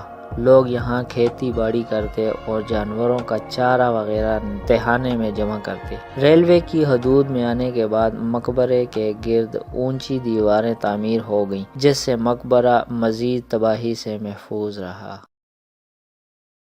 قطب الدین ایبک ایک ترک غلام تھا۔ قاضی فخر الدین کوفی نے اسے ایک ترکستانی تاجر سے خریدا تھا۔ جب وہ اسے غزنی لایا تو یہاں سلطان شہاب الدین غوری کے ہاتھ بیچ دیا۔ ایبک نے چھوٹی عمر میں ہی قرآن حکیم حفظ کر لیا، عربی و فارسی پر عبور حاصل کیا اور جنگی کمالات بھی سیکھی۔ وہ ہر معرکہ میں سلطان شہاب الدین کے ہمراہ ہوتا اور اپنی بہادری کے جوہر دکھاتا تھا۔ سلطان شہاب الدین غوری ایبک کی شجاعت و دلیری، قابلیت اور جانثاری سے بہت متاثر ہوا اور اپنی اکلوتی بیٹی کی شادی ایبک سے کر دی۔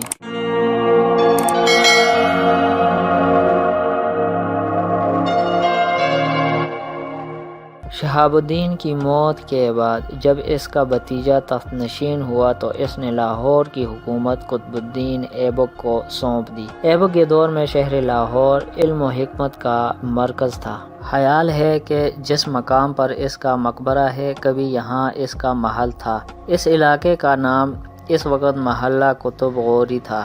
اسی محل میں ایبک پولو کھیلا کرتا تھا کیونکہ وہ اس کھیل کا بہت شوقین تھا۔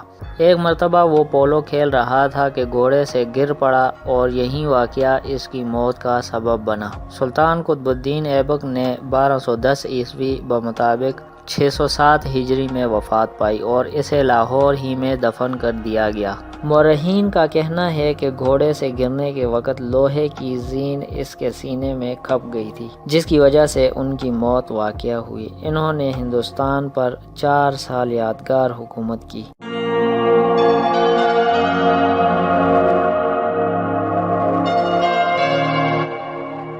1215 عیسوی میں جب سلطان التمش لاہور آیا تو اس نے سلطان قطب الدین ایبک کا شاندار مقبرہ تعمیر کروایا۔ مغلیہ دور میں جب شہر کی توسیع کی گئی تو مقبرہ اور باغ اجڑنے لگا، مگر مقبرے کے متصل محلے کا نام قطب غوری ہی رہا، جو کہ ایبک کے دور میں اس علاقے کا نام تھا۔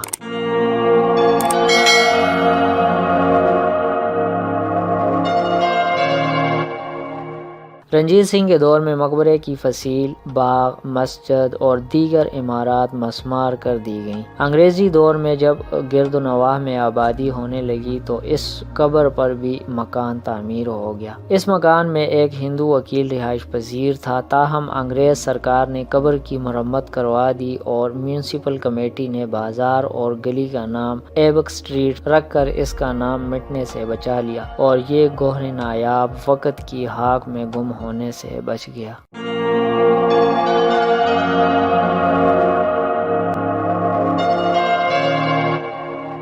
محکمہ تحفظ آثار قدیمہ نے قبر کی حفاظت کا کام شروع کر دیا۔ مقبرے کے آثار دیکھنے کے لیے کھدائی کی گئی۔ ماہرین کی کھوج اور محققین کی تحقیق سے یہ بات ظاہر ہوئی کہ ایبک کا مقبرہ اسی مقام پر تھا، تو مقبرے کی تعمیر کے لیے اقدامات کیے گئے، مگر حالات اور دیگر ملکی مسائل کی وجہ سے یہ کام رک کر جاری رہا اور بالآخر مقبرے کو کسی حد تک اچھے طریقے سے مکمل کر لیا گیا۔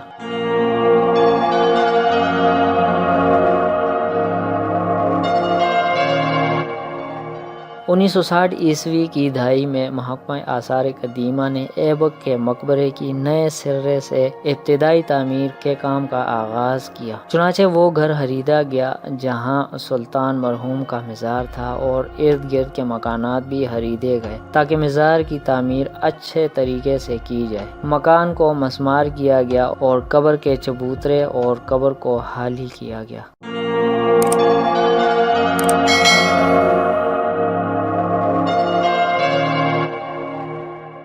1967 عیسوی میں قبر کے گرد تمام تعمیرات کو ختم کر دیا گیا تاکہ ایبک کے مقبرے کے آثار تلاش کیے جا سکے، تاہم انہیں ایسا کوئی نشان نہیں ملا، البتہ کھدائی میں کچھ سرامکس ٹائلیں ملیں۔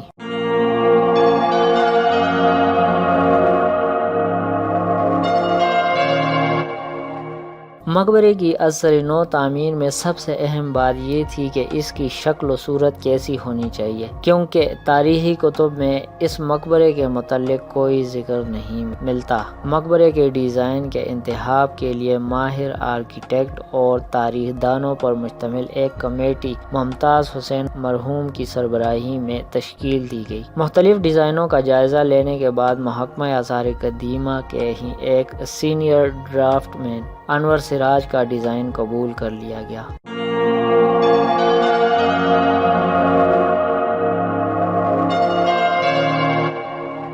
تعمیر کے کام کا آغاز 1968 میں ہوا اور 1979 عیسوی میں اسے مکمل کیا گیا۔ اس مقبرے کی تعمیر پر تقریباً 9.25 لاکھ روپے خرچ ہوئے۔ 6 اپریل 1981 عیسوی کو اس مقبرے کی افتتاحی تقریب ہوئی۔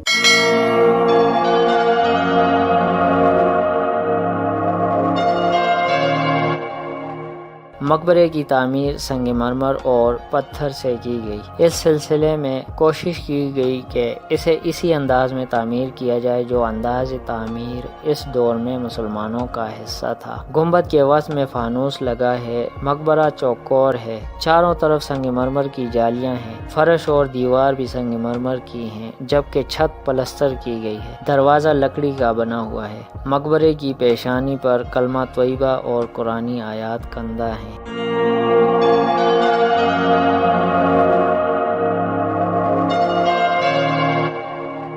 مقبرے کے احاطے میں ایک چھوٹا سا باغیچہ ہے۔ اس احاطے میں محافظ کا کمرہ ہے۔ 4 دیواری پر قطب مینار بنائے گئے ہیں جو قطب الدین کی اس یادگار کی علامت ہیں۔ مقبرے کا گیٹ لوہے کا ہے۔ مقبرے کی بیرونی دیوار زیادہ اونچی نہیں، اس پر پتھر کا جنگلہ بہت ہی بھلا لگتا ہے۔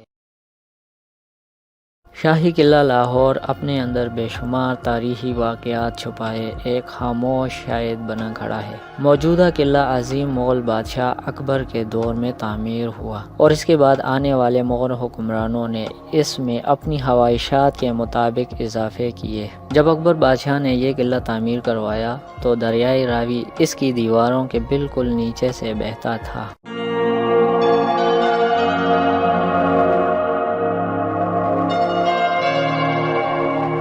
اگرچہ لاہور کی ابتدائی تاریخ کا کوئی ثبوت ہمیں نہیں ملتا، مگر موجودہ جگہ پر قلعے کی موجودگی کا سب سے پہلا ثبوت ہمیں 12ویں صدی عیسوی میں شہاب الدین کے لاہور پہ حملہ کرنے سے ملتا ہے۔ 13ویں صدی کے نصف میں منگولوں نے اسے تباہ کیا۔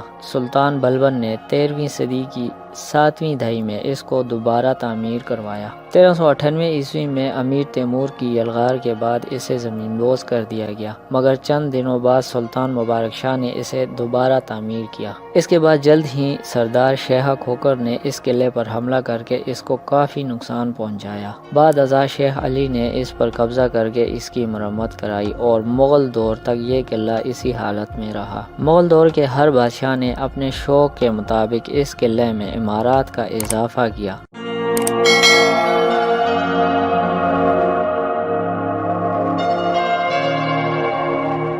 مغل سلطنت کے زوال کے بعد 1799 عیسوی میں مہاراجہ رنجیت سنگھ نے اس پر قبضہ کر لیا۔ 40 سالہ سکھا دور میں اس قلعے کو ناقابل تلافی نقصان پہنچا۔ بہت سی تاریخی اہمیت کی عمارات سے سنگ مرمر اکھاڑ کر نئی عمارتوں میں استعمال کیا گیا۔ رنجیت سنگھ کی وفات کے بعد سکھ سلطنت کی تحت نشینی کے لیے وارثوں کے درمیان لڑائیوں کی وجہ سے سلطنت کمزور ہو گئی، تو اس کا فائدہ اٹھا کر برطانوی نوآبادیاتی حکمرانوں نے اپنی فوج کے زور پر 1846 میں لاہور پر قبضہ کر لیا۔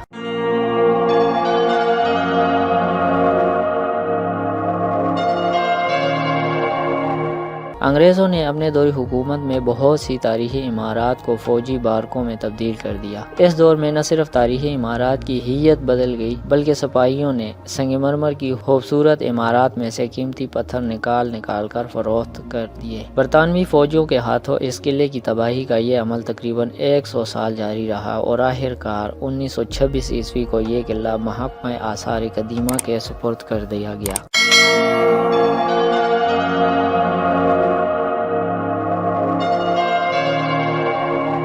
ناظرین، یہ قلعہ دیوان عام، دیوان خاص، مسجد دروازہ جس کو اب مستی دروازہ کہتے ہیں، کالا برج، شاہ برج، موتی مسجد، جہانگیری احاطہ، خوابگاہ اور غسل خانہ، شاہی خوابگاہ، شیش محل، نولکھا محل، ہاتھی پیر، راجہ لو کا مندر، عالمگیری دروازہ اور مصور دیوار پر مشتمل ہے۔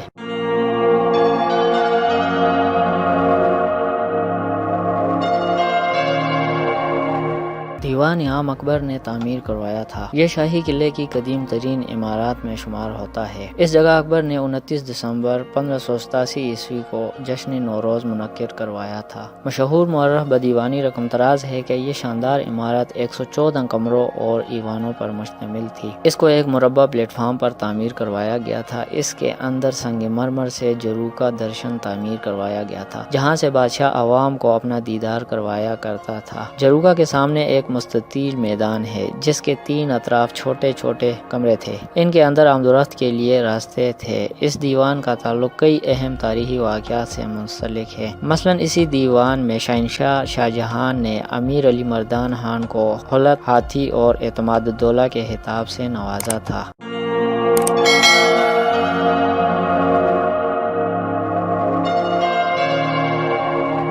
شاہی قلعہ لاہور کے مشرقی دروازے کو مستی گیٹ کے نام سے یاد کیا جاتا ہے۔ اس دروازے سے کچھ فاصلے پر اکبر کی بیوی نے ایک مسجد تعمیر کروائی تھی اور اس مسجد کی مناسبت سے اس دروازے کو مسجدی اور کثرت استعمال سے مستی دروازہ کہا جانے لگا۔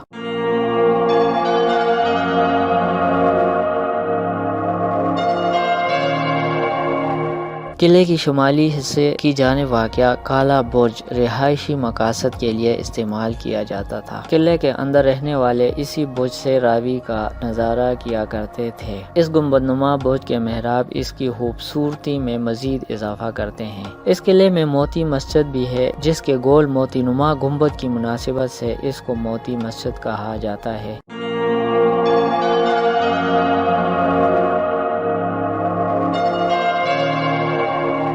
شاہی قلعے کے شمال مغربی کونے میں واقع مغل فن تعمیر کا ایک نادر نمونہ احاطہ جہانگیری ہے۔ جہانگیر کی تحت نشینی کے فوراً بعد اس احاطہ کو تعمیر کیا گیا تھا۔ اس احاطہ کے وسط میں خوشنما باغ ہے۔ مشہور جرمن سیاح کیپٹن لیوپولڈ اپنے سفرنامے میں اس خوبصورت باغ کے حوالے سے رقم طراز ہے کہ اس اور اس کے رفقا کو حضوری باغ کی جانب سے اس مستطیل باغ کی طرف لے جایا گیا، اور پھر یوں لکھتا ہے کہ اس کھلے باغ کا منظر انتہائی دلکش اور قابل دید تھا۔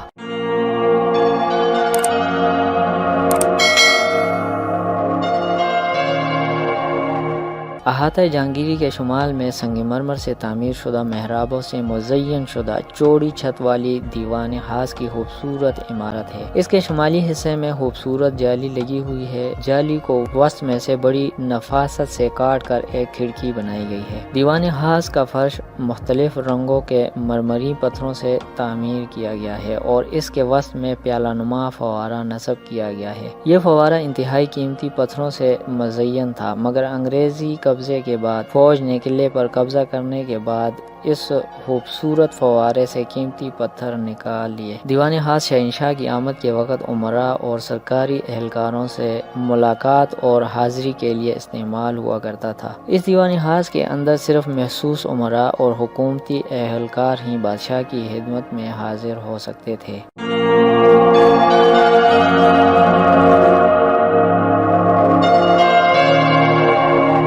دیوان خاص کے سامنے شاہی خوابگاہ اور غسل خانے کی عمارت ہے جو 5 وسیع کمروں پر مشتمل ہے۔ اس عمارت کا سامنے والا حصہ رنگا رنگ محراب دریچوں کے ساتھ کھلتا ہے، جبکہ عقبی حصہ میں سنگ مرمر کی جالیاں لگی ہوئی ہیں۔ فرش اور دیواروں کا کچھ حصہ مثلث نما مرمری ٹکڑوں سے آراستہ کیا گیا ہے۔ اس کی چھت کو چوکور اشکال سے سجایا گیا ہے۔ اس عمارت میں بھی ایک فوارہ اور تالاب تھا۔ عمارت کا غربی حصہ غسل خانے کے لیے مخصوص تھا، جس کے تباہ شدہ آثار اب بھی دیکھے جا سکتے ہیں۔ شاہی خوابگاہ اور حمام پر مشتمل یہ خوبصورت عمارتیں سکھوں کی بدذوقی اور انگریزوں کی خریز فطرت کے باعث تباہ ہوئیں۔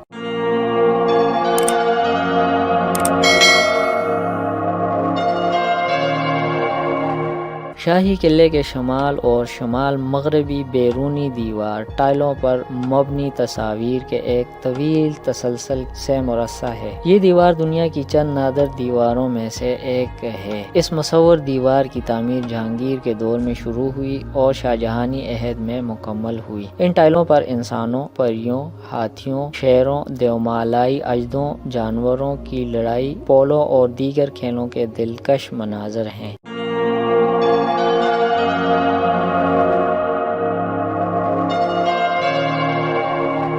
شاہی قلعے کی سب سے خوبصورت اور عظیم الشان عمارت شیش محل ایک امتیازی خصوصیت کی حامل ہے۔ اسے شاہ جہاں نے اپنی محبوبہ ملکہ ممتاز محل کے لیے بڑے ذوق و شوق سے بنوایا تھا۔ یہ الگ بات ہے کہ اس محل میں اس نے ایک رات بھی بسر نہ کی، کیونکہ وہ 1631 عیسوی میں ہی خالق حقیقی سے جا ملی۔ شاہ جہاں کی یہ خوبصورت عمارت مغلیہ فن تعمیر کا بے مثال نمونہ ہے۔ شیش محل کے باہر مغرب کی جانب تھوڑے سے فاصلے پر بڑی سیڑھیوں والا راستہ ہے، جہاں سے شاہی بیگمات ہاتھیوں پر سوار ہو کر زنان خانہ تک پہنچتی تھیں۔ اس راستے کو اسی مناسبت سے ہاتھی پیر کہا جاتا ہے۔ راستے کے دونوں طرف مسلح محافظ کھڑے ہوتے تھے۔ یہ راستہ تھوڑی دور آگے جا کر ایک بڑے دروازے پر ختم ہو جاتا ہے۔ دروازے کے ماتھے پر سفید سنگ مرمر پر فارسی زبان میں اشعار لکھے ہوئے ہیں۔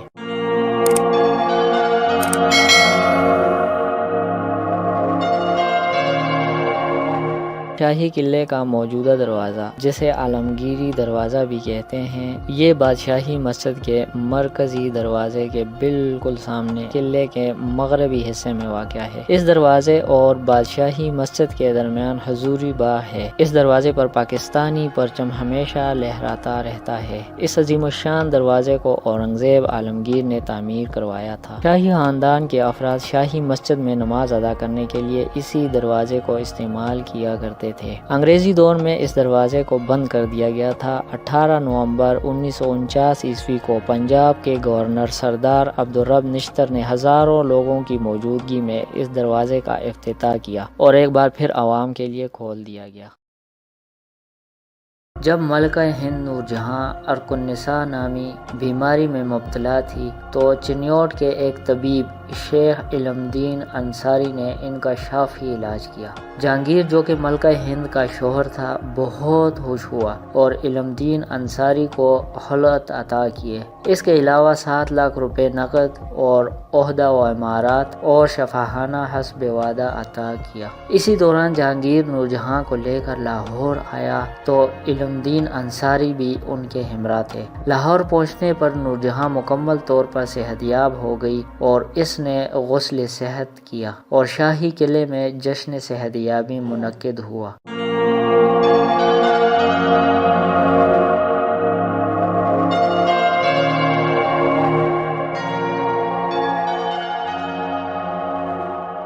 نور جہاں نے اپنے وعدے کی پاسداری کرتے ہوئے تمام بیگمات شاہی کو جشن میں مدعو کیا اور سب کے سامنے اپنے تمام زیورات اتار کر حکیم علم الدین کو دے دیے۔ نور جہاں کو دیکھتے ہوئے تمام شاہی بیگمات نے بھی اپنے زیورات اور دیگر قیمتی اشیاء حکیم علم دین انصاری کو نظر کر دی۔ جب حکیم علم دین نے تمام زیورات جمع کیے تو ان کی قیمت 22 لاکھ روپے لگی۔ دوسرے روز نور جہاں کی سفارش سے انہیں 7,000 اور نواب وزیر خان کا خطاب عطا ہوا۔ مسجد وزیر خان انہی زیورات سے تعمیر ہوئی۔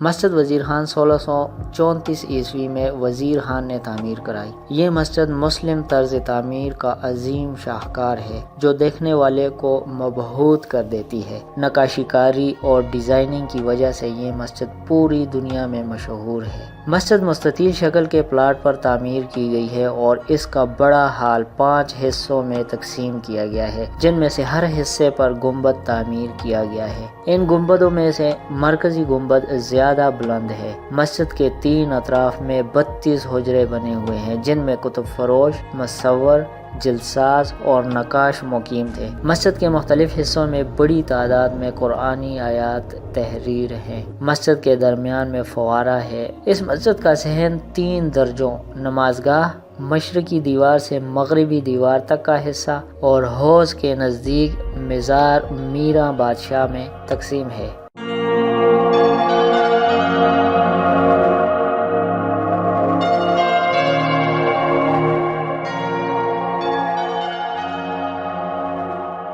مسجد کے چاروں مینار، 8 پہلو، 12 محرابی در اور گنبد کاشیکاری سے مزین ہیں۔ ہر 5 محراب مسجد کی باہر کی طرف مشرق کی جانب کاشیکاری کی گئی ہے اور چھت عربی میں آیات قرآنی اور احادیث شریف سے مرقوم ہے۔ مسجد کے شمالی رویہ دروازے کے بخارچے کے اوپر 2 کتبے خط نسا سے مرقوم ہے۔ گنبدوں کی اندرونی جانب اور محرابوں پر کی گئی خطاطی عمدہ اور مہارت سے کی گئی ہے۔ مرکزی محراب میں ہر چند انچ کے بعد بنی قوسیں، کٹاؤ، مثلث اور ابھرے ہوئے زاویے اتنی نفاست اور پرکاری سے بنائے گئے ہیں کہ ہر چند انچ کے بعد ان کی ساخت، ہیئت اور پوزیشن بدل جاتی ہے، لیکن توازن میں رتی بھر فرق محسوس نہیں ہوتا۔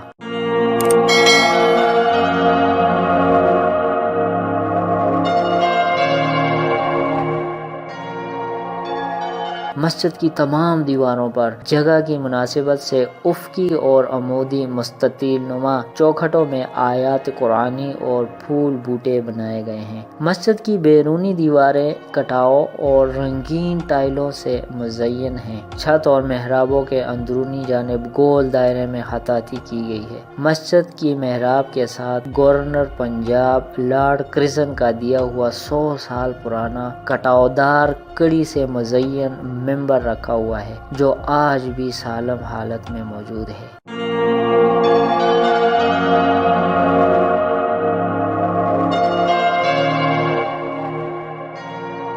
مسجد وزیر خان سکھ دور میں ان کی لوٹ مار سے مکمل طور پر محفوظ رہی۔ سکھوں نے مسجد کو کوئی نقصان نہیں پہنچایا، جس کی بڑی وجہ نواب وزیر خان کی گروار جن سنگھ سے ارادت مندی تھی۔ یہی وجہ تھی کہ جب سکھوں نے مقبرہ آصف جاہ، شاہی قلعہ، مقبرہ جہانگیر، نور جہاں اور دیگر مقابر و مساجد کو تاراج کر کے تمام قیمتی پتھر اور جوہرات نکال لیے، لیکن سکھوں نے مسجد وزیر خان کو کوئی غضب نہیں پہنچایا۔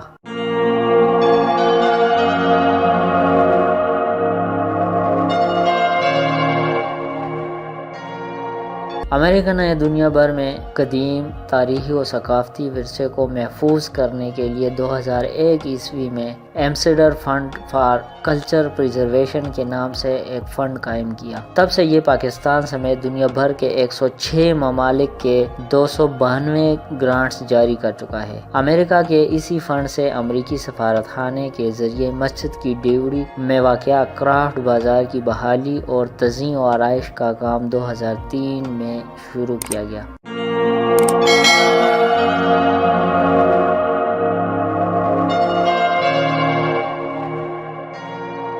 مشرق کی طرف مسجد کا مین گیٹ ہے۔ اس گیٹ سے اندر داخل ہوں تو مسجد سے پہلے ایک ڈیوڑی آتی ہے جس کے دونوں طرف 22 دکانیں بنائی گئی ہیں۔ مسجد کے اس چھوٹے سے بازار کے دونوں راستے مسجد کے ارد گرد واقع بازار میں کھلتے ہیں۔ یہ بازار باہر سے مسجد کا حصہ اور اندر سے بالکل الگ تھلگ دکھائی دیتا ہے۔ بازار کو درمیان سے چوڑائی کے رخ کراس کرنے کے بعد مسجد میں داخل ہوا جاتا ہے۔ کرافٹ بازار کی بحالی اور آرائش کے دوران اس بات کا خاص طور پر خیال رکھا گیا ہے کہ ایسا مٹیریل استعمال کیا جائے جیسا کہ پہلے استعمال کیا گیا تھا کہ خوبصورتی برقرار رہے۔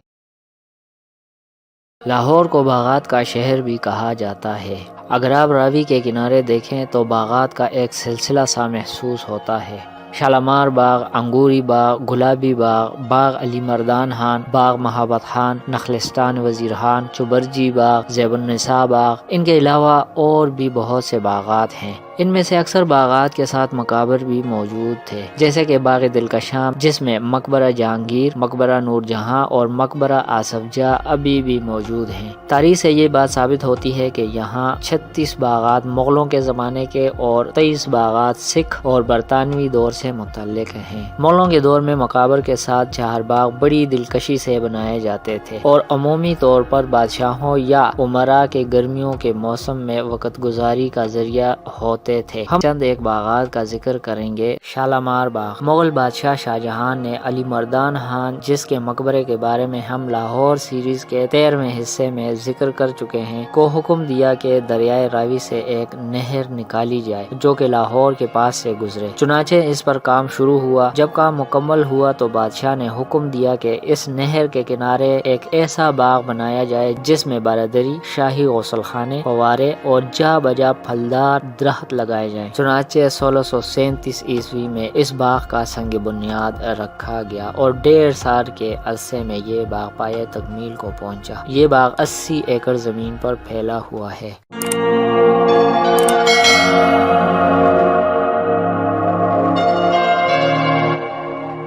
شاہجہاں نے اس باغ کا نام شالامار باغ رکھا۔ یہ باغ 3 تختوں پر مشتمل ہے، یعنی تینوں الگ الگ باغ ہیں، جن میں ایک کا نام فیض بخش، دوسرے کا نام حیات بخش اور تیسرے کا نام فرح بخش ہے۔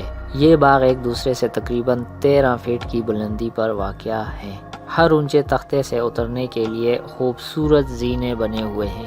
باغ میں ایک دلکش تالاب بنا ہوا ہے جس میں بہت سے فوارے نصب ہیں۔ یہ فوارے گرمیوں کے موسم میں جگہ ٹھنڈی رکھنے کے لیے لگوائے گئے تھے۔ یہاں پر سنگ مرمر کی 5 خوبصورت بارادریاں بنائی گئی ہیں۔ باغ کے حیات بخش حصے میں سنگ مرمر کا ایک بہت ہی خوشنما تخت بنوایا گیا ہے۔ اس سے کچھ فاصلے پر سنگ مرمر کی ایک آبشار بنی ہوئی ہے۔ شالامار باغ میں شاہجہاں نے اپنے لیے حمام بھی بنوایا تھا۔ اس حمام کے 3 حصے تھے، ایک حصے میں 2 فوارے اور دوسرے حصے میں حوض ہے۔ اس حوض میں ٹھنڈا اور گرم دونوں طرح کا پانی لایا جاتا تھا۔ چراغ رکھنے کے لیے سنگ مرمر کے کئی طاقچے بھی بنوائے گئے تھے۔ باغ فرح بخش جسے پائیں باغ بھی کہا جاتا تھا، حیات بخش سے نیچے بنا ہوا ہے۔ شالامار باغ میں بہت پھلدار درخت لگے ہوئے ہیں۔ اس باغ کے گرد اونچی اونچی دیواریں بنائی گئی ہیں۔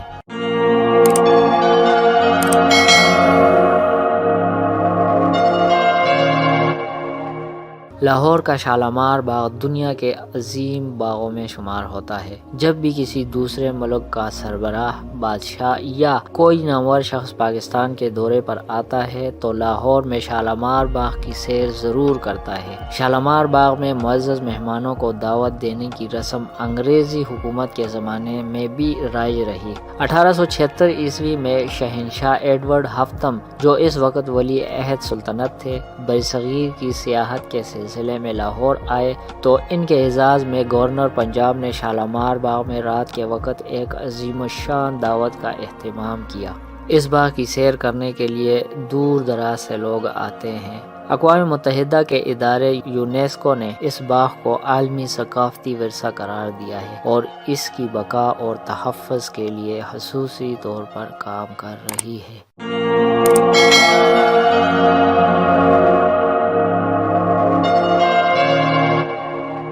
کھجوری باغ حضوری باغ شاہی قلعہ لاہور کے دروازے اور بادشاہی مسجد کے درمیان میں واقع ہے۔ اس باغ کے متعلق کئی روایات موجود ہیں۔ تاریخ لاہور میں سید محمد لطیف لکھتے ہیں کہ جب بادشاہ نماز کے لیے اس شاہی مسجد جاتے تھے تو یہاں آرام فرماتے تھے۔ اس باغ کے درمیان میں سنگ مرمر کی بنی ہوئی بارادری ہے۔ اس کے چاروں اطراف تین محرابی دروازے اور کونے دونوں اطراف سے بند ہیں، جیسا کہ ہم لاہور کی بارادریوں والی ویڈیو میں ذکر کر چکے ہیں۔ ان اطراف میں کھڑکیاں لگی ہوئی ہیں جن پر خوبصورت سنگ تراشی کی گئی ہے۔ درمیان میں ایک بڑا کمرہ ہے۔ اس کمرے کی چھت میں لاہور قلعہ کے شیش محل جیسا شیشوں کا بہت ہی عمدہ کام کیا گیا ہے۔ اس کمرے کے 12 محرابی دروازے ہیں۔ درمیان والے کمرے کے گرد ڈیوڑی ہے اور محرابی دروازے دوہرے ہیں۔ اس بارادری کے شمال مغرب کے کونے میں سے نیچے تہھانے بنے ہوئے ہیں اور سیڑھیاں بنی ہوئی ہیں۔ نیچے ایک بڑا کمرہ بنا ہوا ہے اور اوپر والی چھت بھی نہیں ہے۔ یہیں سے سیڑھیاں اوپر کو جاتی ہیں۔ چھت پر کچھ بھی نہیں ہے، البتہ ارد گرد سنگ مرمر کی خوبصورت جالیاں لگی ہوئی ہیں جن پر سنگ تراشی کا اعلیٰ کام کیا گیا ہے۔ بارادری کے ارد گرد باغ ہے، چاروں طرف روشیں بنی ہوئی ہے۔ شرقاً غرباً باغ، فوارے اور شمالاً 8 فوارے لگے ہوئے ہیں۔ یہاں ہر وقت سیر و تفریح کے لیے لوگ آتے ہیں اور لطف اندوز ہوتے ہیں۔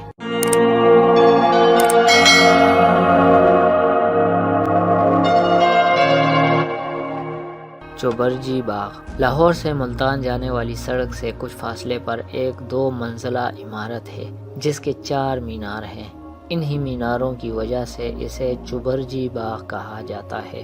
دراصل چوبرجی وسیع و عریض باغ کی ڈیوڑی تھی۔ اس باغ کی ایک حد اس زمانے میں نواں کوٹ اور دوسری مزار داتا گنج بخش رحمۃ اللہ علیہ سے ملتی تھی۔ دریائے راوی اس کے قریب بہتا تھا۔ اسی دریا کی زوردار لہروں کی وجہ سے اس باغ کو بہت نقصان پہنچا۔ اس باغ پر توجہ نہ دینے اور زمانے کے ہاتھوں اس کی بارادریاں، روشیں، آبشاریں اور 4 دیواریاں سب مٹ گئیں، صرف یہ دروازہ بچا رہا۔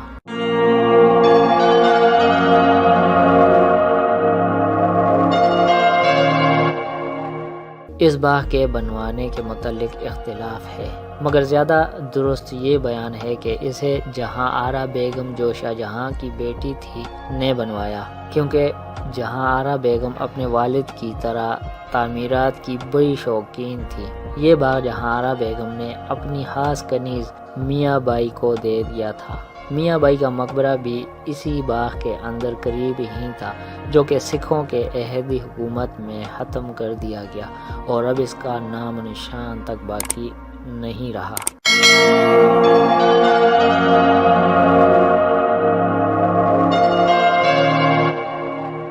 1843 عیسوی کے بعد عمارت کا شمال مغربی دروازہ اور اس کے ساتھ کچھ حصہ گر گیا تھا۔ اس کو بعد میں بڑی خوبصورتی اور مہارت سے تعمیر کر دیا گیا۔ اس کے 4 ہشت پہلو مینار ہیں جن پر خوبصورت گلکاری اور نقاشی کاری ابھی بھی موجود ہے۔ اس کی چھت گنبد نما اندر سے دکھائی دیتی ہے۔ عمارت کے اندر 2 کمرے دائیں اور بائیں جانب ہے۔ عمارت کے ایک طرف چھوٹا سا باغیچہ بھی بنایا گیا ہے جس کے آخر میں اس کا سن تعمیر 1056 عیسوی لکھا ہوا ہے۔ یہاں عموماً لوگ بیٹھتے ہیں۔ چوبرجی کی پوری عمارت پر بڑا عمدہ، خوبصورت اور جاذب نظر کام کیا گیا ہے۔ نیلے، پیلے اور سبز رنگوں کے علاوہ دیگر کئی رنگ استعمال کیے گئے ہیں۔ ابھی بھی کہیں کہیں نقش و نگار بڑے واضح اور نکھرے نظر آتے ہیں۔ کامران کی بارادری کامران کی بارادری لاہور میں مغلوں کی اولین یادگار شمار ہوتی ہے۔ یہ بارادری دریا کے وسط میں واقع ہے۔ راوی کی طرف سے لاہور میں داخل ہوں تو سب سے پہلے یہی تاریخی عمارت اپنی جانب متوجہ کرتی ہے اور آپ کو خوش آمدید کہتی ہے۔ یہ بارادری دراصل اس وسیع و عریض باغ کا حصہ ہے جسے شہنشاہ بابر کے بیٹے نے بنوایا۔ اپنے والد کی طرح کامران بھی قدرتی مناظر اور باغات کا دلدادہ، فنون لطیفہ کا قدردان، شاعری کا شیدائی اور تعمیرات کا شوقین تھا۔ کامران کو جب پنجاب کی حکمرانی ملی تو اس وقت لاہور کے قلعے کی حالت اچھی نہیں تھی، تو اس نے دریا کے پار ایک شاندار محل اور ایک وسیع باغ بنوایا۔ اس وقت دریا کی گود میں موجود یہ بارادری اسی باغ کی آخری نشانی ہے۔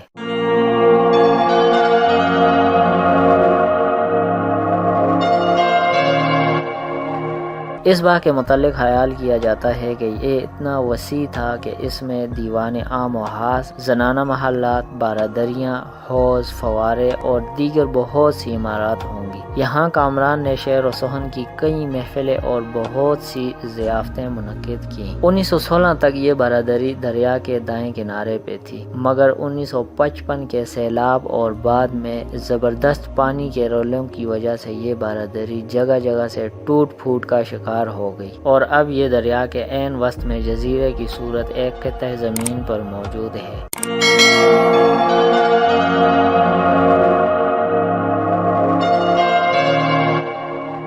1977 میں اس جزیرے کے گرد پشتہ تعمیر کیا گیا۔ 1986 میں میاں محمد نواز شریف نے اس جگہ کے دورے کے بعد اس قومی ورثے کی تحفظ کی ذمہ داری لاہور ڈیولپمنٹ اتھارٹی کو سونپی تھی۔ اس زمن میں ماہر آثار قدیمہ ولی اللہ خان صاحب مرحوم نے بڑا کام کیا۔ ملک کے دور دراز علاقوں سے کاریگر اور صناع ماہر بلائے گئے، پرانے آثار کی کھدائی کی گئی، گلکاری کے نمونے حاصل کیے گئے، قدیم باغ کے آثار ڈھونڈے گئے، آبی گزرگاہیں تلاش کی گئی، جہاں فوارے لگے ہوئے تھے وہاں فوارے نصب کیے گئے، باغ، چمن، راہداریاں، گلکاری اور راستوں سے اسے سجایا گیا۔ یہاں لوگوں کی سہولت کے لیے مغلیہ طرز کا ایک ریستوران بھی بنایا گیا ہے۔ اس عمارت کا باقاعدہ افتتاح 21 دسمبر 1989 کو ہوا، اور ایک بار پھر کامران کی بارادری کی شان دوبالا ہو گئی۔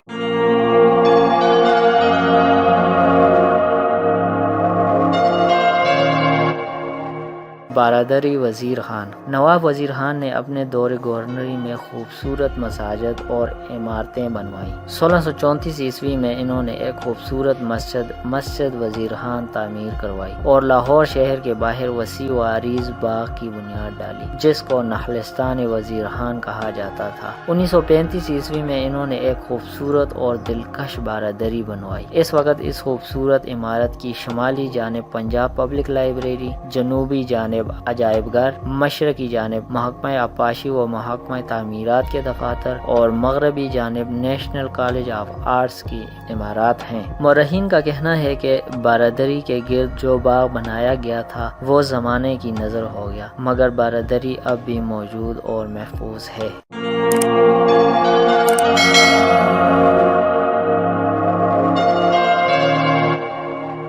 1799 عیسوی کو جب رنجیت سنگھ نے لاہور پر قبضہ کیا تو سب سے پہلے اسی نخلستان وزیر خان میں داخل ہوا۔ رنجیت سنگھ خود وزیر خان کی بارادری میں قیام پذیر ہوا اور اس کی فوجوں نے بارادری کے گرد باغ میں ڈیرے ڈال دیے۔ جب تک سکھوں کا راج رہا، بارادری اور باغ دونوں سکھوں کی چھاونی کے نام سے پکارے جانے لگے۔ باغ تو سکھ فوج نے ویران کر دیے، مگر چونکہ بارادری میں سکھ حکام خود قیام کرتے تھے اس لیے اس کو نقصان نہیں پہنچا۔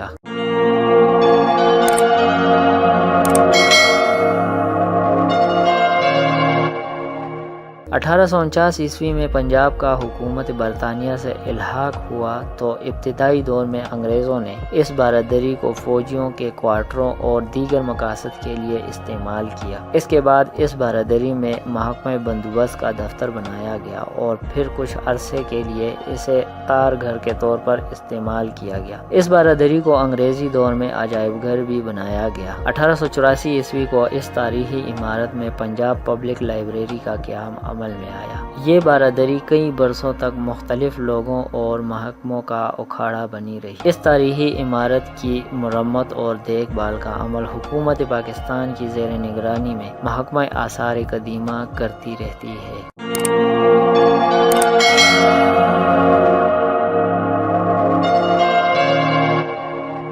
برادری نادرہ بیگم۔ نادرہ بیگم شہزادہ پرویز بن جہانگیر بادشاہ کی دختر تھی اور دارالشکوہ کی بیوی۔ دارالشکوہ نے 1640 عیسوی کی دہائی میں لاہور کے گورنر کی حیثیت سے خدمات سر انجام دی۔ نادرہ بیگم اور دارالشکوہ دونوں حضرت میاں میر کے عقیدت مند بھی تھے۔ دارا نے جب اورنگزیب سے شکست کھائی اور پناہ کے لیے ایران فرار ہونے کی کوشش کی تو اس وقت اس کی بیوی نادرہ بیگم اس کے ہمراہ۔ وہ سفر کی صعوبتوں اور غریب الوطنی کی پریشانیوں سے اسہال کی بیماری میں مبتلا ہو گئیں اور طویل علالت کے بعد انتقال کر گئیں۔ دارالشکوہ نے نادرہ بیگم کی وصیت کے مطابق اس کا تابوت اپنے خاص ملازم خواجہ مقبول اور میر شکر گل محمد کی ملکیت میں لاہور بھجوایا، جنہوں نے نادرہ بیگم کو اس کی اپنی تعمیر شدہ برادری میں دفن کر دیا۔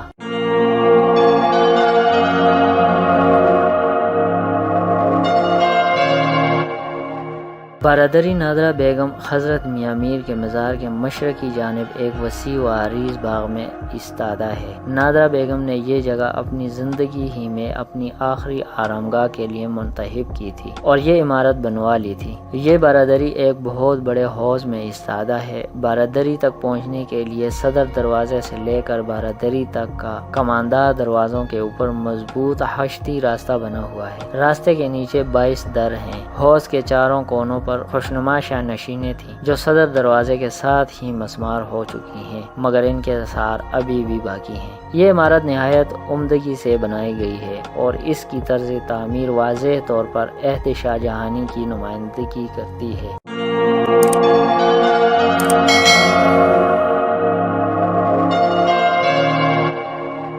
برادری کی عمارت خاص موزوں، خوشنما اور متوازی ہے۔ اندر باہر سنگ مرمر اور سنگ سرخ سے آرائش کی گئی ہے، مگر سکھوں کے دور حکومت میں سارا پتھر اتار لیا گیا۔ قیام پاکستان کے بعد محکمہ آثار قدیمہ اور محکمہ اوقاف نے اس کی خاطر خواہ مرمت کرائی اور اب بھی مرمت کرواتی رہتی ہے، مگر اس کی دیواروں اور وال چاکنگ سے اندازہ کریں کہ ہم ان قدیم تاریخی ورثوں کا کتنا خیال کرتے ہیں۔ یہ عمارت نہایت ٹوٹ پھوٹ کا شکار ہے اور اس کے ارد گرد میں آپ کو لوگ کرکٹ کھیلتے نظر آئیں گے۔ صفائی نہ ہونے کی وجہ سے ارد گرد گندگی پھیلی ہوئی ہے۔ ہمارے قدیم تاریخی عمارتیں اسی طرح ایک ایک کر کے ختم ہوتے جا رہے ہیں۔ تاریخی شہر لاہور پاکستان کا دل اور دوسرا بڑا شہر ہے جو ملکی اور غیر ملکی سیاحوں کے لیے کشش کا باعث ہے۔ اس کو فن تعمیر کا ناقابل فراموش شہر قرار دیا جا سکتا ہے۔ اس شہر میں کئی تہذیبوں کی یادگاروں کے آثار دفن ہیں۔ لاہور شہر کی روایات عہد رفتہ اور پیوستہ کا ملاپ بن کر کھڑی ہیں۔ اس شہر میں بسنے والوں کی خصوصیات زندہ دلان کا طرز امتیاز ہے۔ یہاں کے رہن سہن کا انداز ہی نرالا ہے۔ لوگ دکانوں کے تھڑوں اور چوراہوں پر تاش کھیلتے نظر آئیں گے۔ بسنت کا تہوار تو یہاں کی ریت ہے۔ موسم بہار کے آنے کے ساتھ ہی لاہور کے لوگ اس کی تیاریاں شروع کر دیتے ہیں۔ نہ صرف پاکستان بلکہ بیرون ممالک سے بھی سینکڑوں لوگ اس میں شرکت کرتے ہیں۔ یہ روایتی تہوار بندشوں کے باوجود پورے جوش و خروش سے منایا جاتا ہے۔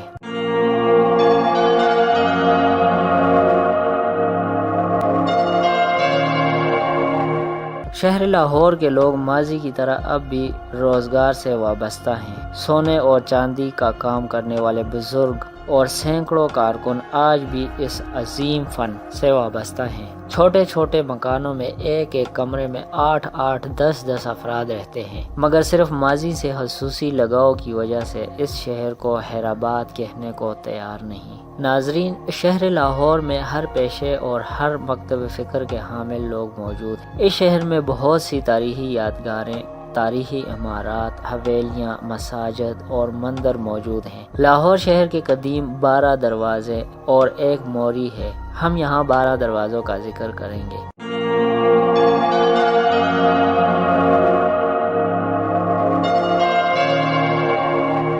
دہلی دروازہ مشرق کی جانب واقع ہے۔ یہ لاہور کے مشہور دروازوں میں شمار ہوتا ہے۔ اس دروازے کا رخ دہلی کی طرف ہے۔ آمد و رفت کے لحاظ سے یہ دروازہ بڑا مصروف رہتا ہے۔ اس کے بالکل سامنے لنڈا بازار واقع ہے جہاں پرانے کپڑوں کی خرید و فروخت ہوتی ہے۔ زمانہ قدیم میں یہ دروازہ مصروفیات کے اعتبار سے سب سے بارونق خیال کیا جاتا تھا۔ اس میں بہت سی تاریخی عمارتیں، گلیاں اور بازار ہیں۔ ہندوؤں کا متبرک مقام شوالا بابا بھاکر گرو اسی جگہ واقع ہے۔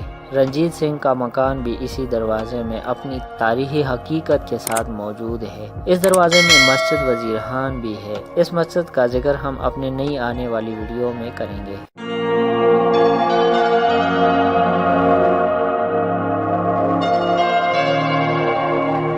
جلال الدین محمد اکبر نے اپنے نام سے ایک دروازہ تعمیر کروایا تھا، وہ اکبری دروازہ ہے اور ابھی تک اس کے نام سے منسوب ہے۔ یہ دروازہ بہت خستحال ہو گیا تھا تو انگریز حکومت نے اسے دوبارہ تعمیر کروایا تھا۔ اب یہ دروازہ تقریباً ختم ہو گیا ہے اور خرید و فروخت کی مصروف کاروباری جگہ بن چکی ہے۔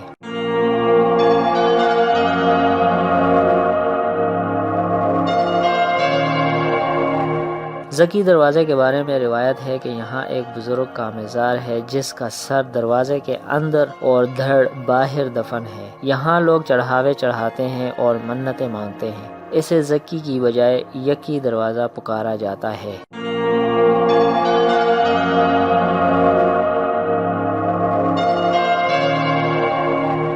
ہجری دروازہ حضرت خواجہ ہجر کے نام سے منسوب ہے، چونکہ انہیں پانیوں سے خاص نسبت ہے اور انہیں امیر البحر بھی کہا جاتا ہے، اسی وجہ سے اس دروازے کا نام ہجری دروازہ پڑ گیا۔ رنجیت سنگھ نے اپنے دور میں اس دروازے پر 2 شیروں کا جوڑا پنجرے میں بند کر کے معمور کر دیا تھا، تو اس وجہ سے اس کا نام شیراں والا دروازہ پڑ گیا۔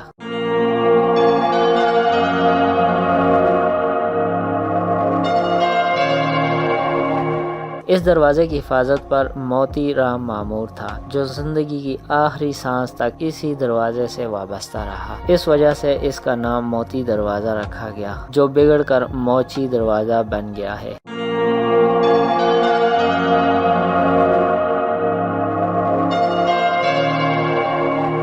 یہ دروازہ اورنگزیب عالمگیر کے بیٹے شاہ عالم بادشاہ کے نام سے منسوب ہے۔ پہلے اس دروازے کا نام کچھ اور تھا۔ یہ بھی لاہور کے مشہور دروازوں میں سے ایک ہے۔ اس وقت یہاں ہر روز کروڑوں اربوں روپے کا کاروبار ہوتا ہے۔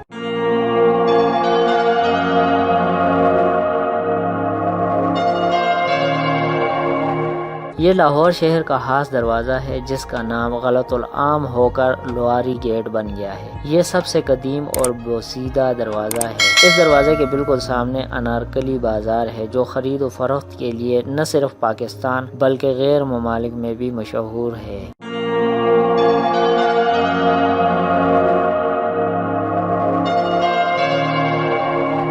یہ دروازہ قلعہ اور مسجد کے اندر آنے اور جانے کے لیے استعمال ہوتا ہے۔ کبھی یہ دروازہ صرف شاہی افراد، مہمانوں اور سرکاری ملازمین کے لیے استعمال ہوتا تھا۔ شاہی حکم سے دروازے کے اوپر ہر روز روشنی ہوا کرتی تھی، اسی وجہ سے اس گیٹ کا نام روشنائی یا روشنی دروازہ پڑ گیا۔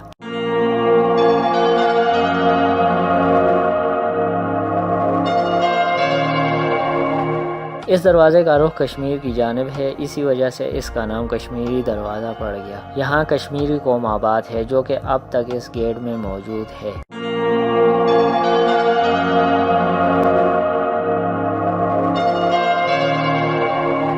اس گیٹ کی حفاظت کی ذمہ داری شاہی ملازم مستی بلوچ کے سپرد تھی۔ یہ قدامت پسند اور نیکوکار تھے۔ ان کی وفات کے بعد اس گیٹ کا نام مستی دروازہ رکھ دیا گیا۔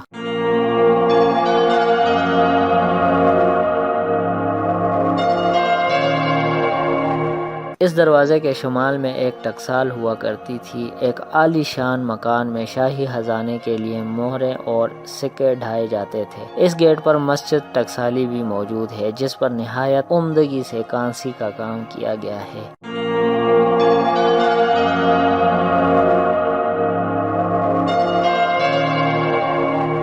بھاٹی دروازہ لاہور کے مشہور دروازوں میں شمار ہوتا ہے۔ جب محمود غزنوی نے راجہ جے پال کو شکست دی تو یہاں پہ آباد بھاٹ قوم یعنی بٹی قوم نے یہ شرط پیش کی کہ اگر اس دروازے کو ہمارے نام سے منسوب کیا جائے تو ہم یہاں آباد ہونے کے لیے تیار ہیں۔ اس وقت بھاٹ نام کا کوئی فرد یہاں آباد نہیں۔ یہ دروازہ اب کھانے پینے کی اشیاء کے لیے بہت مشہور ہے۔ یہاں سے کچھ فاصلے پر تاریخی مشہور مسجد بھی ہے جو اونچی مسجد کہلاتی ہے۔ بازار حکیمہ یہاں کا سب سے مشہور بازار ہے۔ اس بازار میں ایک ذاتی ملکیت کا میوزیم ہے۔ اسے دیکھنے کے لیے نہ صرف پاکستان بلکہ باہر کے ممالک سے بھی لوگ یہاں آتے رہتے ہیں۔